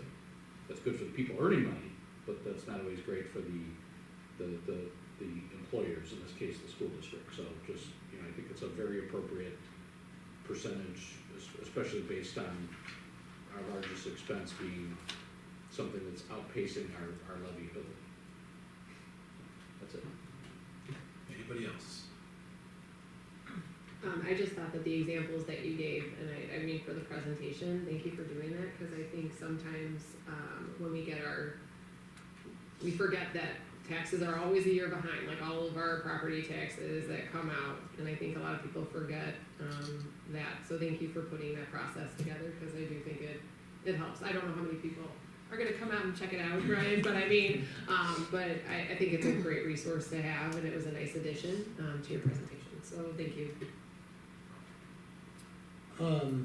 I know it's complicated, but you did your best job with all your pictorials explaining it, and it's not easy to come up with. So we'll vote yes to support it where it's at today, given our budget, our plans, our expenditures that we've already committed to, and needing to meet, the revenue to support the plans. I would ask for consideration in the future if the CPI hypothetically speaking, looking at our projections right now, it's CPI projected revenue of 2%. If next year it's at 3.4 again, maybe we just don't automatically go for the full 3.4 and we try to work within something closer to what we are already budgeting for. And so we're not just always saddling the entire tax-paying district with as much as humanly possible. I know there's very limited opportunities to gain, and maybe it's something, representing all the taxpayers always and always spend it. Doesn't always have to be the absolute max in every circumstance. So it's not rubber stamping the highest just blindly. But that's all for future consideration. Anybody else? Okay, Mrs. Johnson, could you please call roll? Friedland, Yes. Bianchini, Yes. Grimpy, Yes. Ronstadt, Yes. Camardo, Yes. Pfister, Yes. and I vote yes. Motion carries. All right, next up is a resolution of intent to issue not to exceed $4,800,000 of working fund bonds to the district, sorry. Who's got this?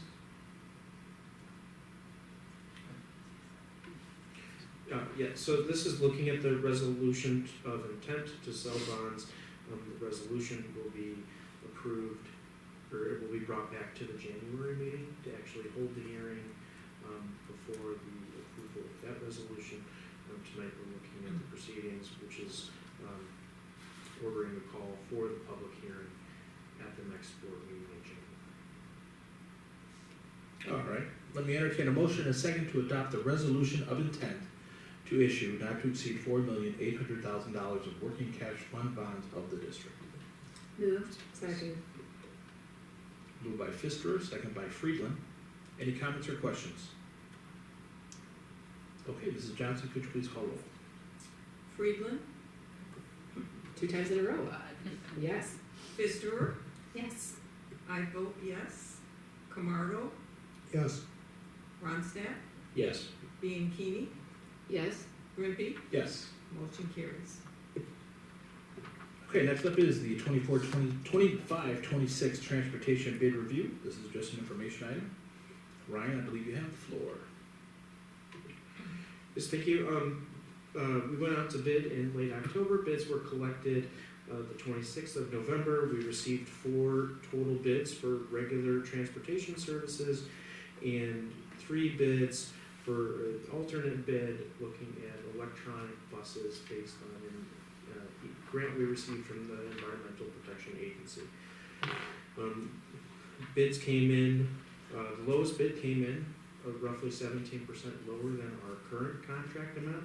There was a second bid that was also lower than our current contract amount, but this is a discussion item, but just looking at recommending staying consistent with Grand Prairie Transit for a 5-year contract. The nice highlights of those contracts are that bid amount that they did submit is locked in for those 5 years with no increases of those 5 years, and then increases after the 5 years are tied to CPI directly. Other highlights are we're able to kind of determine some of the training that the bus drivers get if there are any student-related issues, as well as electronic navigation system added to the buses as opposed to a paper route is what they currently use. So obviously this isn't the contract, anytime you reduce your price, always concerned about basically performance. Can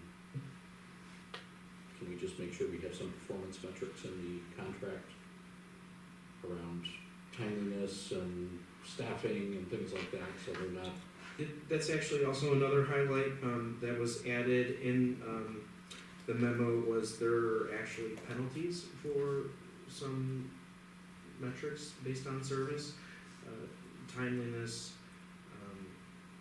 number of buses if a bus route doesn't show up. There are actual fiscal penalties that are put in the contract if they don't hold their end of the bargain, essentially. Any other questions? Okay, will this be in the consent agenda, or will this be just a regular action item? Based on how the board feels, I think we could put it in the consent agenda if everybody. Nope, I'd be fine with that. But we will get a copy of the contract. Oh, no doubt, yes. Okay. Hey, given the term and the dollar amount, I wouldn't mind doing that as a separate item. I could go along with that. I'd like to see it as a separate item also. It's pretty big and you can call it out. I think that would be good. You're good with that? All right, then we'll go to the separate item, please. Okay, next up is the committee updates. NSSCO update, Mr. Ronstadt, you are our representative. Okay, absolutely nothing has been going on with that. That was a joke.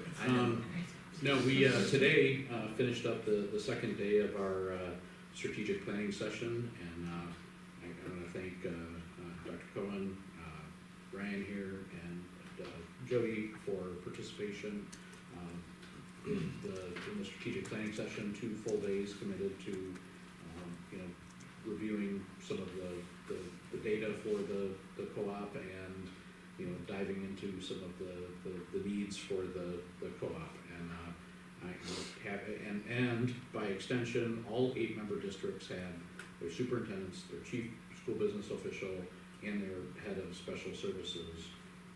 We had 2 or 3 board members in the meetings, not collaborating together, of course, and support staff and teachers.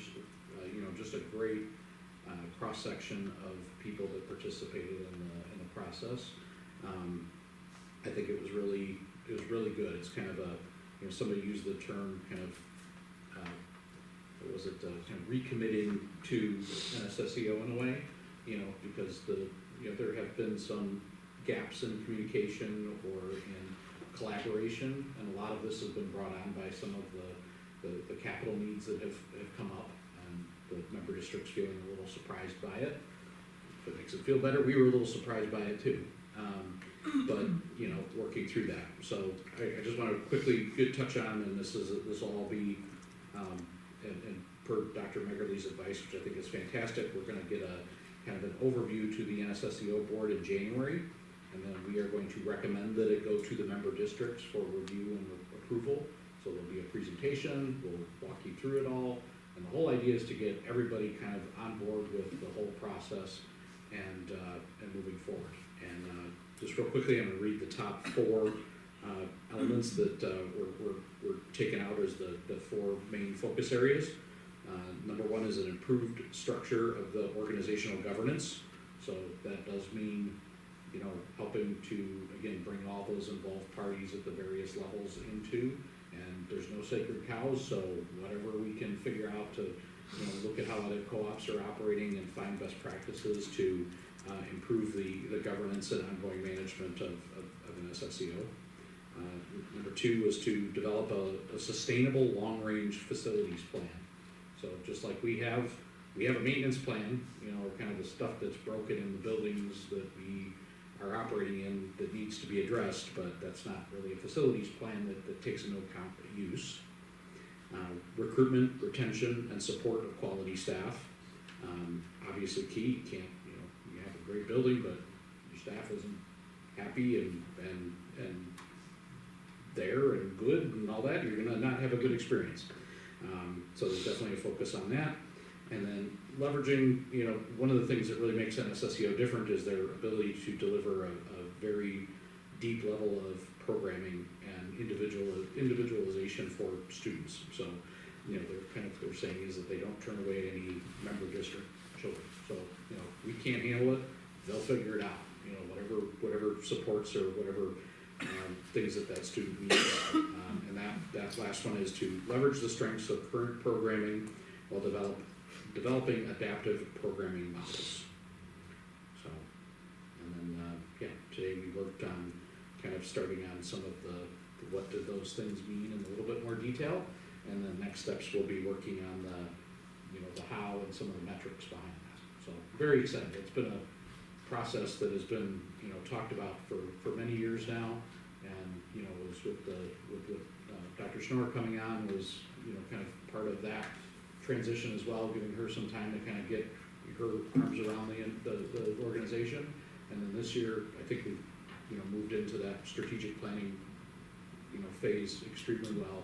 And I'm excited for what that means for NSSEO, but also for our larger community and for our member districts. I think there's tons of opportunities to, just get all of our students. And remember, NSSEO is not just serving the dozen or so students that we have over there. It's also providing a tremendous amount of the training and other support services.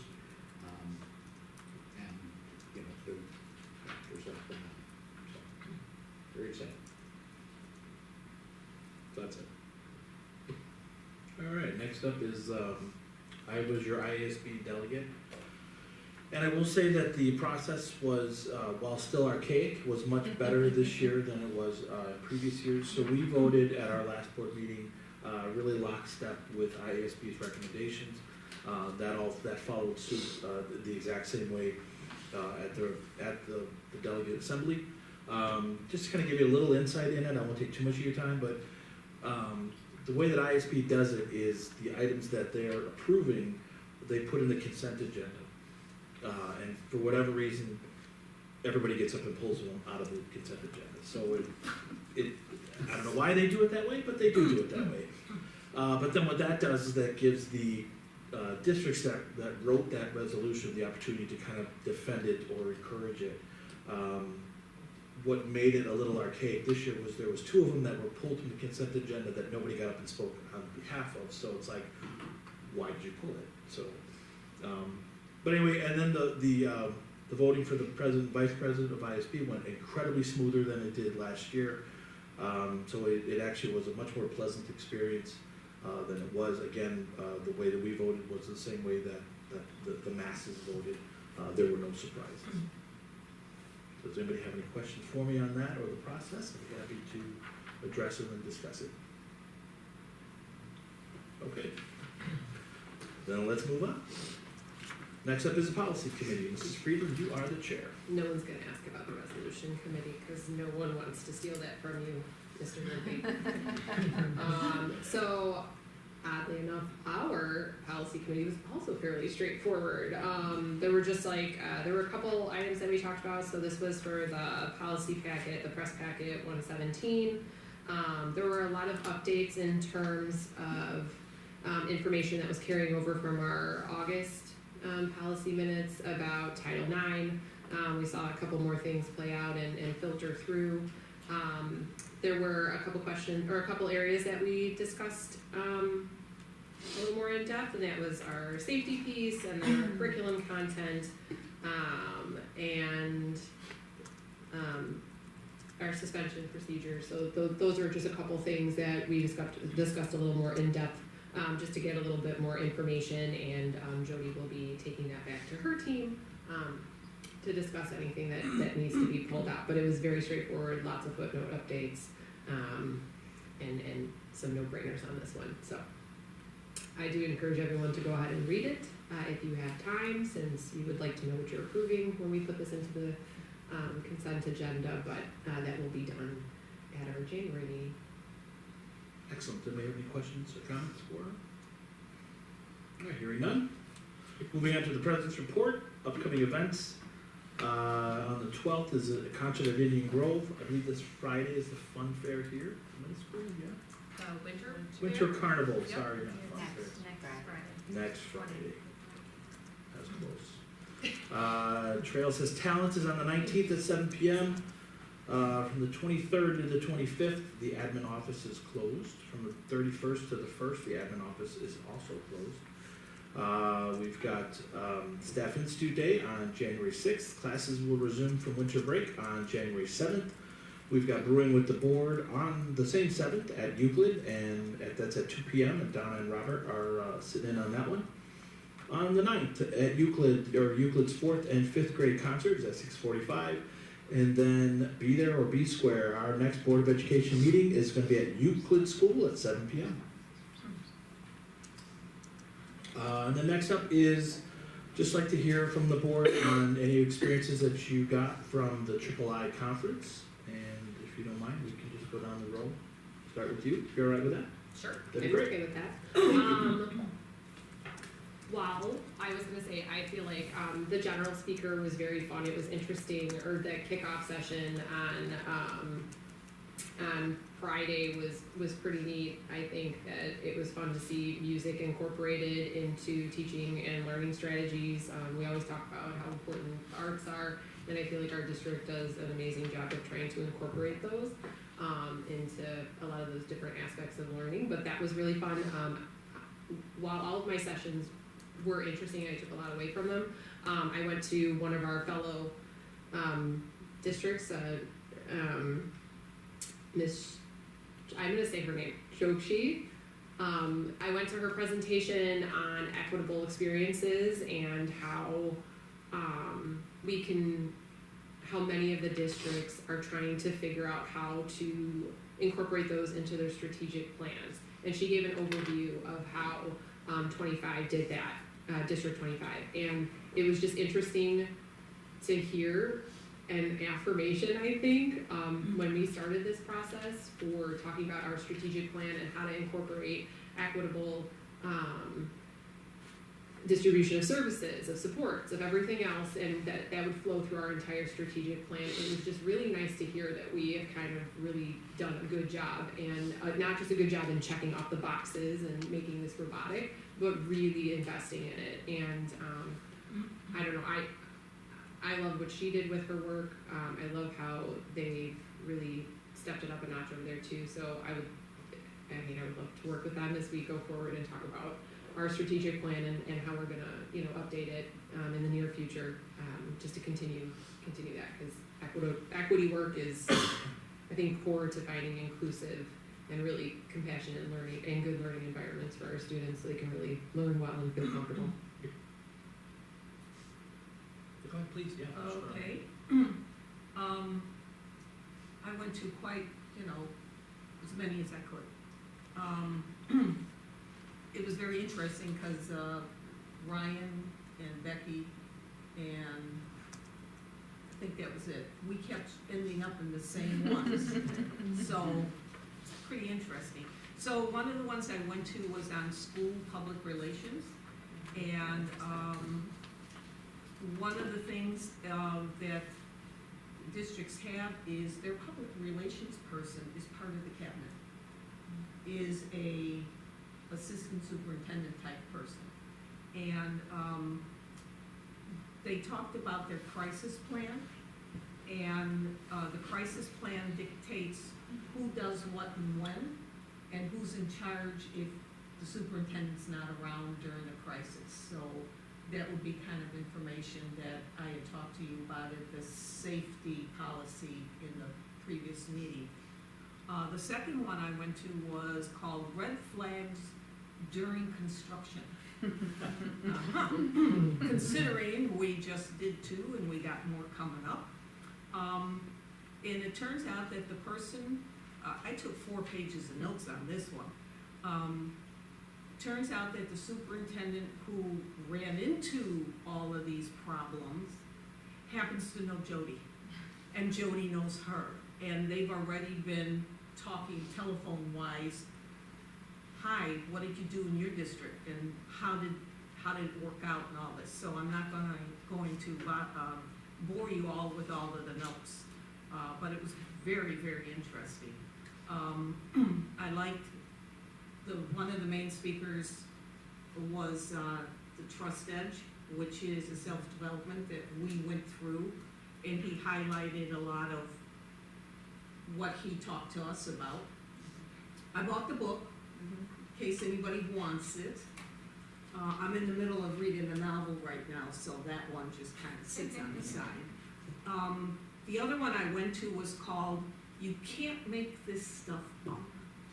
And it's lawyers telling you some of the crazy things that happen in the school district, and you can't make this stuff up.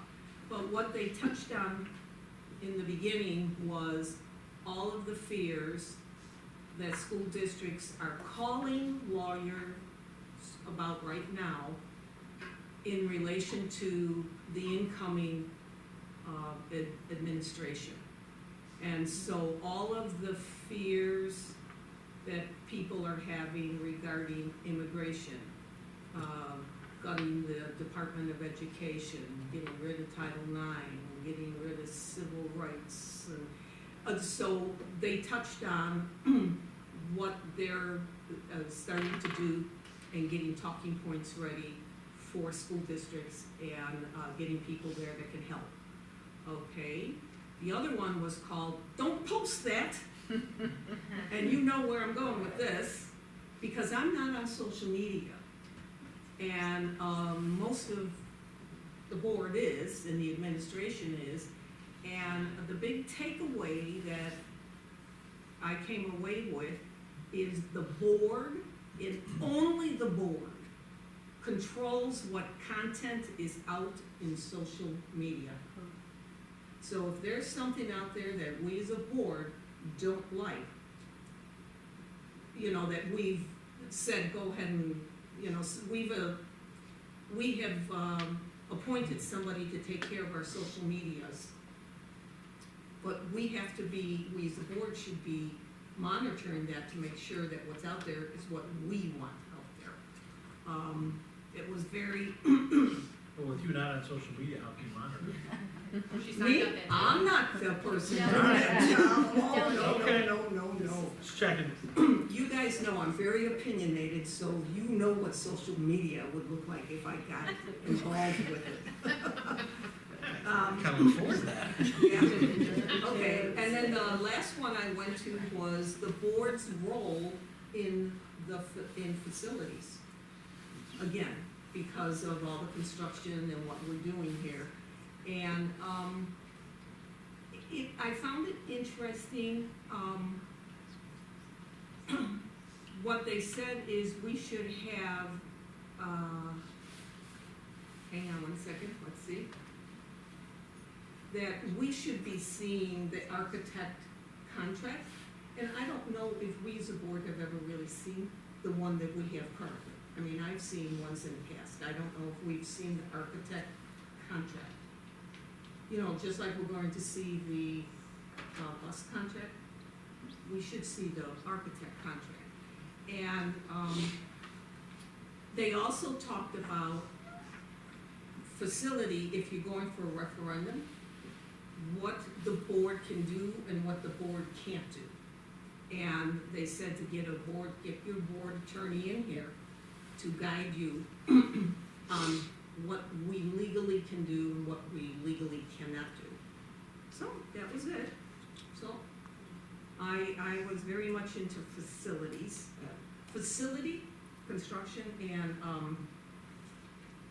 PBON. That's it. All right, I won't take you through my whole agenda, but the one that I found most interesting was the topic, excuse me, AI in schools, opportunities and challenges. Did you attend that one, Alicia? I did not attend that one. Wait. I was Wait, you were in it? just other ones, not EduTech. Okay, so I thought the one I was in was pretty good. It was actually presented by this gentleman from the Missouri School Board of Education's, so like the IASB equivalent, but from Missouri. And just a couple of things highlighted. I thought he started off, it was very interesting, talking about how AI is a tool now that we're using. And he likened it to an example of in the early 80s when calculators came into the classroom and everybody's freaking out. Everybody's cheating on math because of the calculator. Can't imagine being in a math class without a calculator today. And then in the late 90s or 2000s, the internet coming in. Everybody's going to cheat on how you're doing a research paper, but you always Google what you need to find some sources. And so now today, AI is, everybody's just going to cheat in school using AI, but it's the 2024 tool about how you're going to learn and utilize it, and not just to cheat, but this is the new tool to implement in the classroom, not just in the classroom, but also at home for the parents too, and giving them some education, how they can utilize it. And a perfect example that he gave that I could relate to, I think Eureka Math is great, but I don't understand the questions at all.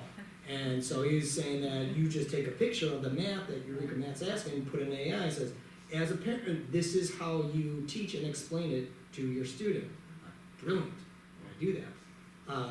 So I like that, so just trying to educate, both parents and teachers, how you utilize it as a tool in your space, at home or in the environment. They said for the admin as well, they gave examples of scheduling, calendars, rosters, all that. I don't know how you do it, but he said it works well for the administration. So I thought that was some good stuff. But overall, said if you're here and you're attending, then it means you're thinking about it. And so many school districts are like, I don't know, they don't want to approach it. I know we're already ahead of the curve.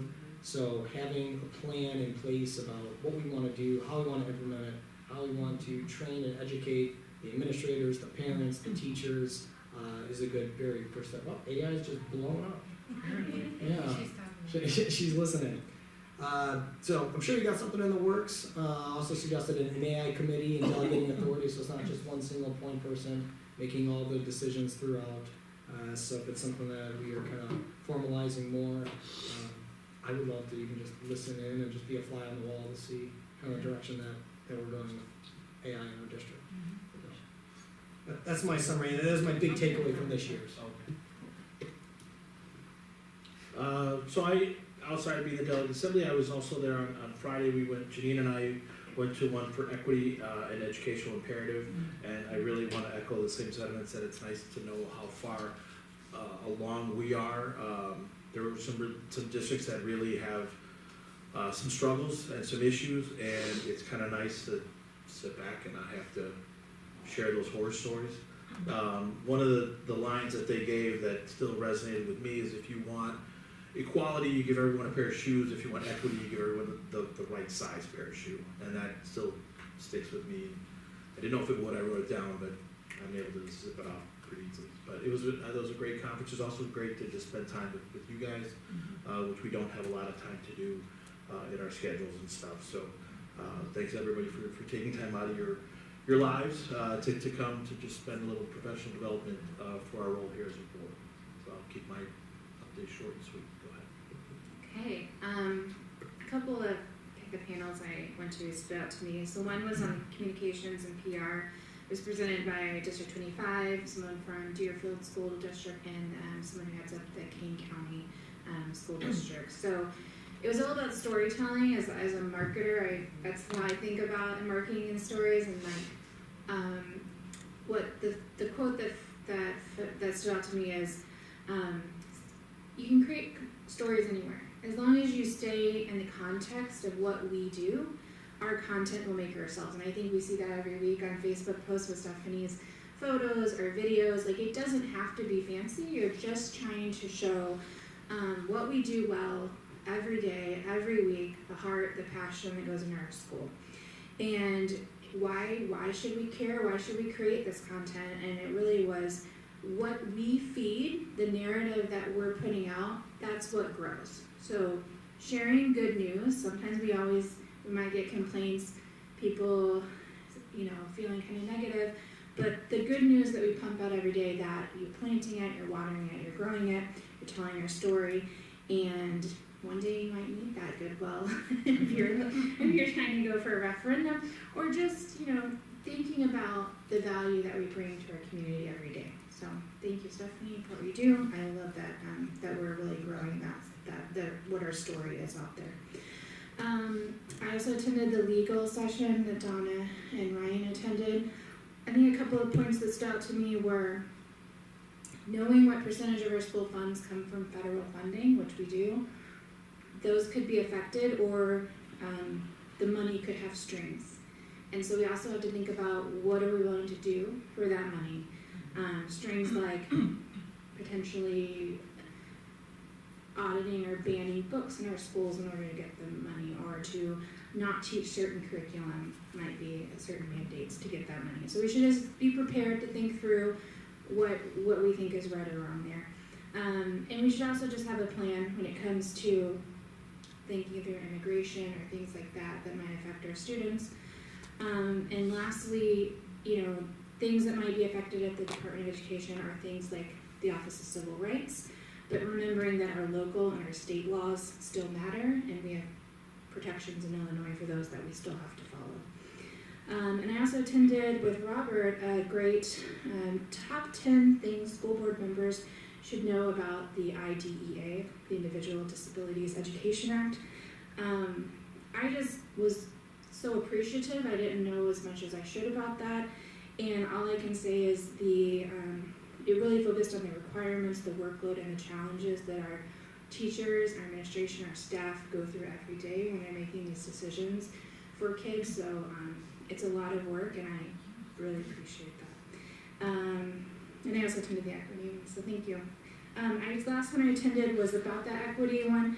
One thing they said was their coffee with the board, they focus on a topic, and they promote that topic that anybody can come and ask about anything, but the focus of the coffee is about one topic, and they've found that helped with some of the attendance, because they're really marketing one topic that they're focusing on, and they might have other people, other staff or admin there to talk about that topic.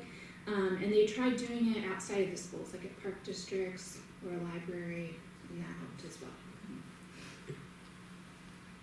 Real quick, if I can backtrack, add something to what you said. I had an opportunity to talk to Kimberly Small. She's the executive director of ISB, and with the incoming administration coming to Washington, they're really going to focus next year some of the district, or not district meetings, but like our North Cook dinner, stuff like that. They're going to kind of focus on what potentially districts can do about any changes that the administration may put in that will impact us. So I just kind of wanted to let some people know that ISB is kind of on it. They don't really know, and none of us do, what really is going to happen and what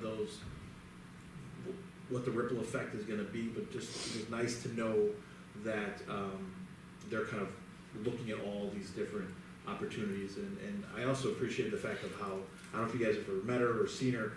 She's very approachable, and I ended up not even going to one of my sessions because we were having a great conversation, and I certainly didn't want to cut her off to go, but if you ever have a chance to talk to her, she's really, really great. So, but thanks for helping me remember. Go ahead, sorry. That's great. Yeah, I just want to reiterate a lot of what was said. It was an amazing conference, and just some really difficult decisions to make to what session to go to. I had the ability to attend probably my favorite session of the entire conference with the Kansas City Chief Mascot, which I didn't even really know was a profession that you have to train for and you can actually do for your entire life. Be an adult male running around in is he a fox suit? I'm not, Kansas City Chief, what is he? Is he a coyote? He was a wolf. Wolf, yes, he was a wolf. He was unbelievably motivating and inspirational in the fact that he was just encouraging the envisionment of people supporting each other. So it was not only motivational for us as people being on the board, but for educators and for just the team in general, and bringing that to the conference that day, starting off with that positive influx besides being hysterically, just listening to him and hearing some of his antics and seeing some of his pictures, his story of tragedy and recovery, and then how he's used that to motivate educators and to motivate people in general was overwhelming. I also had the ability to attend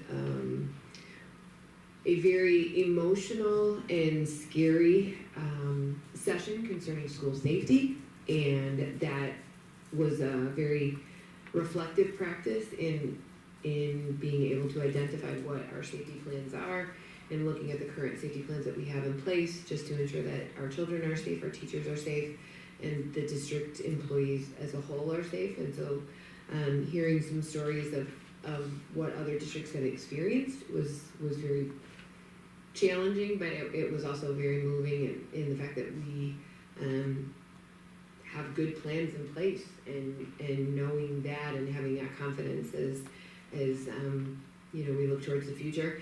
And then one of the really encouraging things that I found down in Exhibit Hall was just the intensity and the really purposeful selection of some of the vendors and some of the people that we partner with, not realizing how much is genuinely out there. And so the purposeful way District 26 really selects vendors and partners and people to work with that have that similar vision for education, similar vision for what they want to see from their students.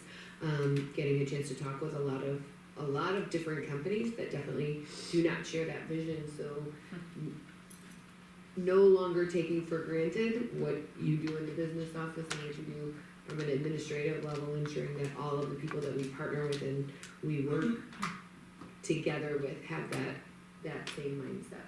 So it was a great experience. I was feeling a little bit solo as I was the only one that had to stay over in the Hyatt all by my lonesome, but it was a great experience overall. So I appreciated that. Wow. And thank you everybody for your input. I first of all, I thought the conference was been going for a long time now. Even prior to being a board member, I was a poor vendor down in the basement there. It was one of the best conferences I've been to. It really had some really good speakers, and the topics were dialed in, and the presentations were sharp. And years past I had some duds, and this year they just seemed to be really good one after another. Outside of some that I've already heard here, I attended one that was just a board's president's roundtable, and just kind of talking through some of the communication elements of how board presidents work with their board and with the administration. I thought that was insightful. I did attend that IDEA conference, and part of that, it is some concern about the federal funding and those things changing. I'll also throw out there that that IDEA is a federal law that basically it makes it so that public schools are required to teach kids with special needs. And why do I bring that up? Because the kind of pitched alternative in some circles are charter schools or vouchers, and guess what? Those schools are not required to follow those rules. So it really has those types of things. While there's always room for some experimentation around education, to me that is a way to pull funds out of public schools to, because there's it takes more money, takes more resources to educate a special needs child. It does.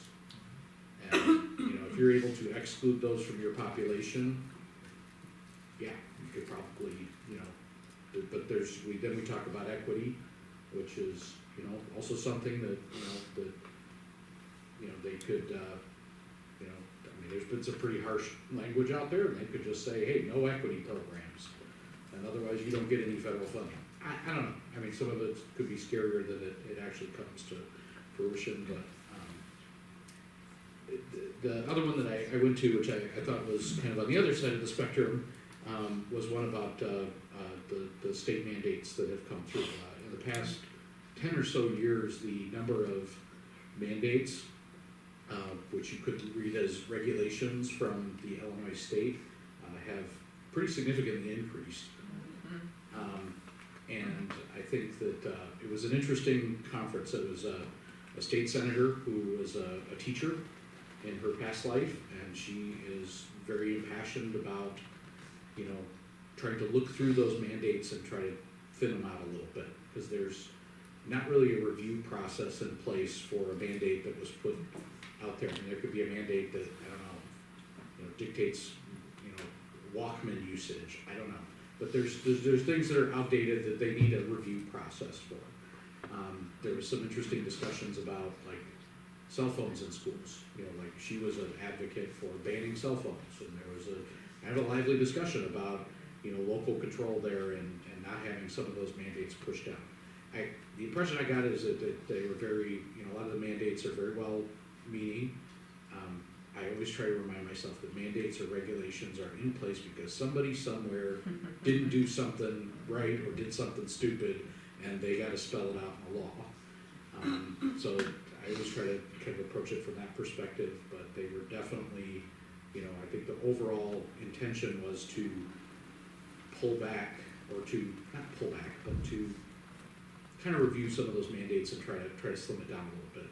What was eye-opening to me, and I honestly, I haven't dug too much more into this, but I was trying to understand ISB's role, school districts' roles, and the legislators' roles in both determining these mandates and, you know, that whole kind of legislative process.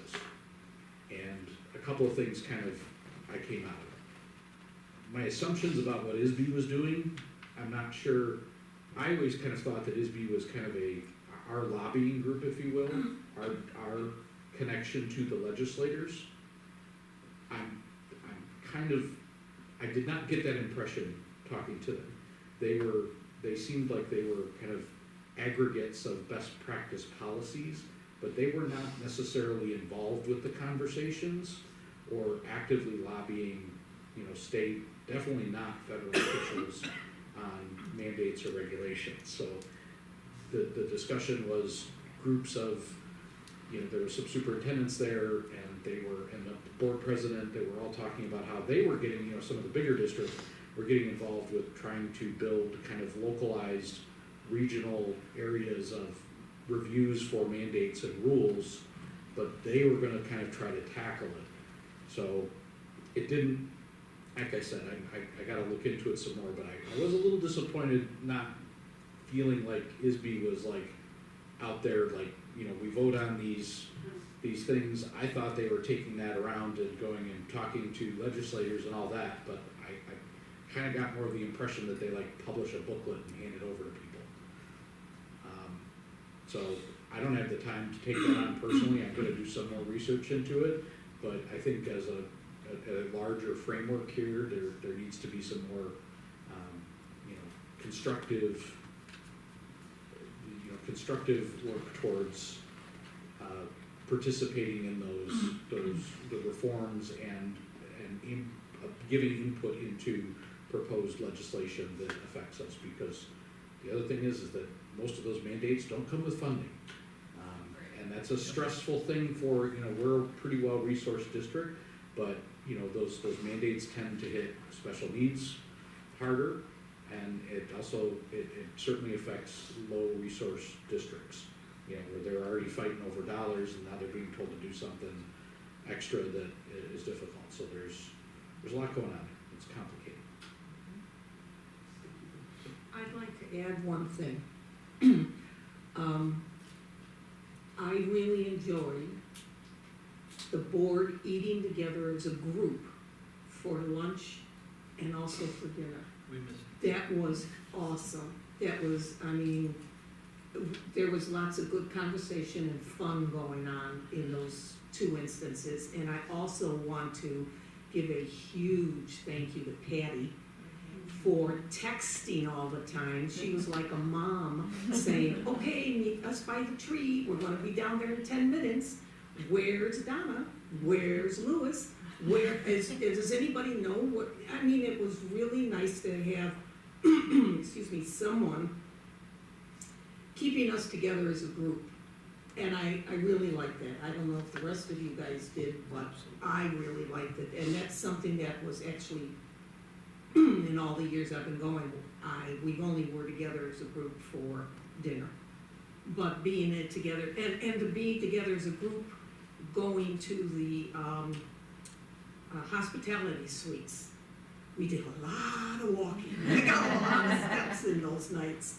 And Patty and Bill were, hey, we're going here, we're going there, we're going here, we're going here. And if you didn't want to go, you didn't have to, but we had already come together as a group. So we just all kind of stuck together, and we just, you know, it was like a mama duck with her little babies behind. So I really enjoyed it, and thank you, Patty, for all your hard work and putting it together for us.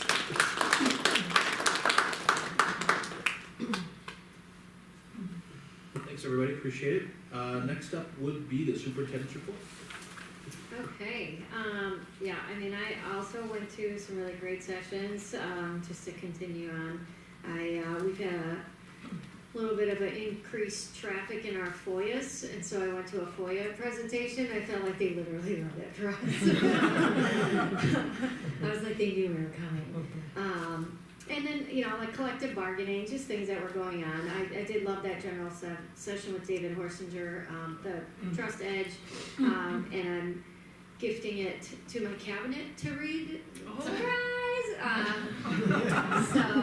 I just think, you know, again, you all talked about just really good takeaways, obviously in leadership, but also in personal lives. And I think his newer edition, I don't know what book you got, Donna, but there are, it's the same, but there's different action items. So Right, I got we're gonna, the yeah, newer- the I newer got one. the That's what I newer thought. The newer one would probably be better. So looking forward to that. I was thinking about if you all were there at the very end. He talked about like holding on to the sheep. And so I was going to get you all a little sheet that said, don't let go, never let go, or whatever it was. But I'm like, okay, we can move on from that. So one thing that was present, and I don't know, it doesn't sound like anyone went to it, but it was offered a few times, was this whole bit on Vision 2030. I don't know if you saw it in the calendar events or whatever, but so Vision 2030, there had been a Vision 2020, and so this is an engagement effort that has included input from more than 1,000 stakeholders. So you can see that it was led by IASA, the school administrators, and then the school boards, the principal association, school business officials. All of those groups worked together to put together this vision of 2030. And so this provides a roadmap to enhance K-12 education through these 3 areas of focus on the next slide. And this is just a broad overview. But their vision for 2030 includes future focused learning, shared accountability, and predictable funding. And so the key points for the future focused learning really center around like those future driven skills that really kind of focus on that college and career exploration. Enhance student safety and well-being, no surprise there. Again, attracting and retaining staff in the educator pipeline, no surprise there. And then I'm not really sure where this one is going, but promoting curriculum and instructional flexibility to meet the needs of local communities. So as they continue to unpack these areas, it'll be interesting to see how it funnels down to us. The shared accountability, the highlights there is, and you've heard Tony Sanders talk about this, reform of the Illinois assessment system to be more timely and a more useful measure of student proficiency and growth. Like you hear, and you will hear the buildings talk more about the focus on student growth. Reform the current accountability system, which is again what Christy presented last month, our accountability system. We're commendable, or it's a moving goalpost. So reforming that, and then reforming the mandates, the mandate process. So again, looking forward to seeing how that rolls out. Those are must needs in that domain. And then the predictable funding is, Ryan touched on the evidence-based funding, EBF, they say a lot, depending on what tier you are, really determines how much funding you get. So the agencies are really happy that EBF has served its purpose to get monies to the neediest districts, so they have a investment in protecting that. They have to look at the pension reform and want to use that as an opportunity to strengthen education, which probably ties into the educator pipeline. Again, establish equitable funding sources for capital and safety needs. Again, big ticket money items in school districts are just not funded in a manner to shell out millions of dollars to keep up with their facilities. So that's super important. And then enhancing financial flexibility for all school districts. So what they're asking these groups, and I'll put more information in my weekly update, but we'll also come back just with a little bit more in-depth presentation. But they're asking for support of the goals and the priorities by board members via like a resolution at a public meeting. So I can also post that resolution so you can read it in a weekly update prior to the January meeting. I would guess that the board would be in support of that. I'm assuming you did it for Vision 2020, so I just wanted to provide a little bit of an overview there. And that's all I got. Thank you. All right, next up is our communications to the board. We had no emails received, so we can zip through that. We had 3 FOIA requests, 2 from one organization and 1 from one other person. Patty covered those, thank you. We have no current pending future topics. Does anybody have any future topics for consideration?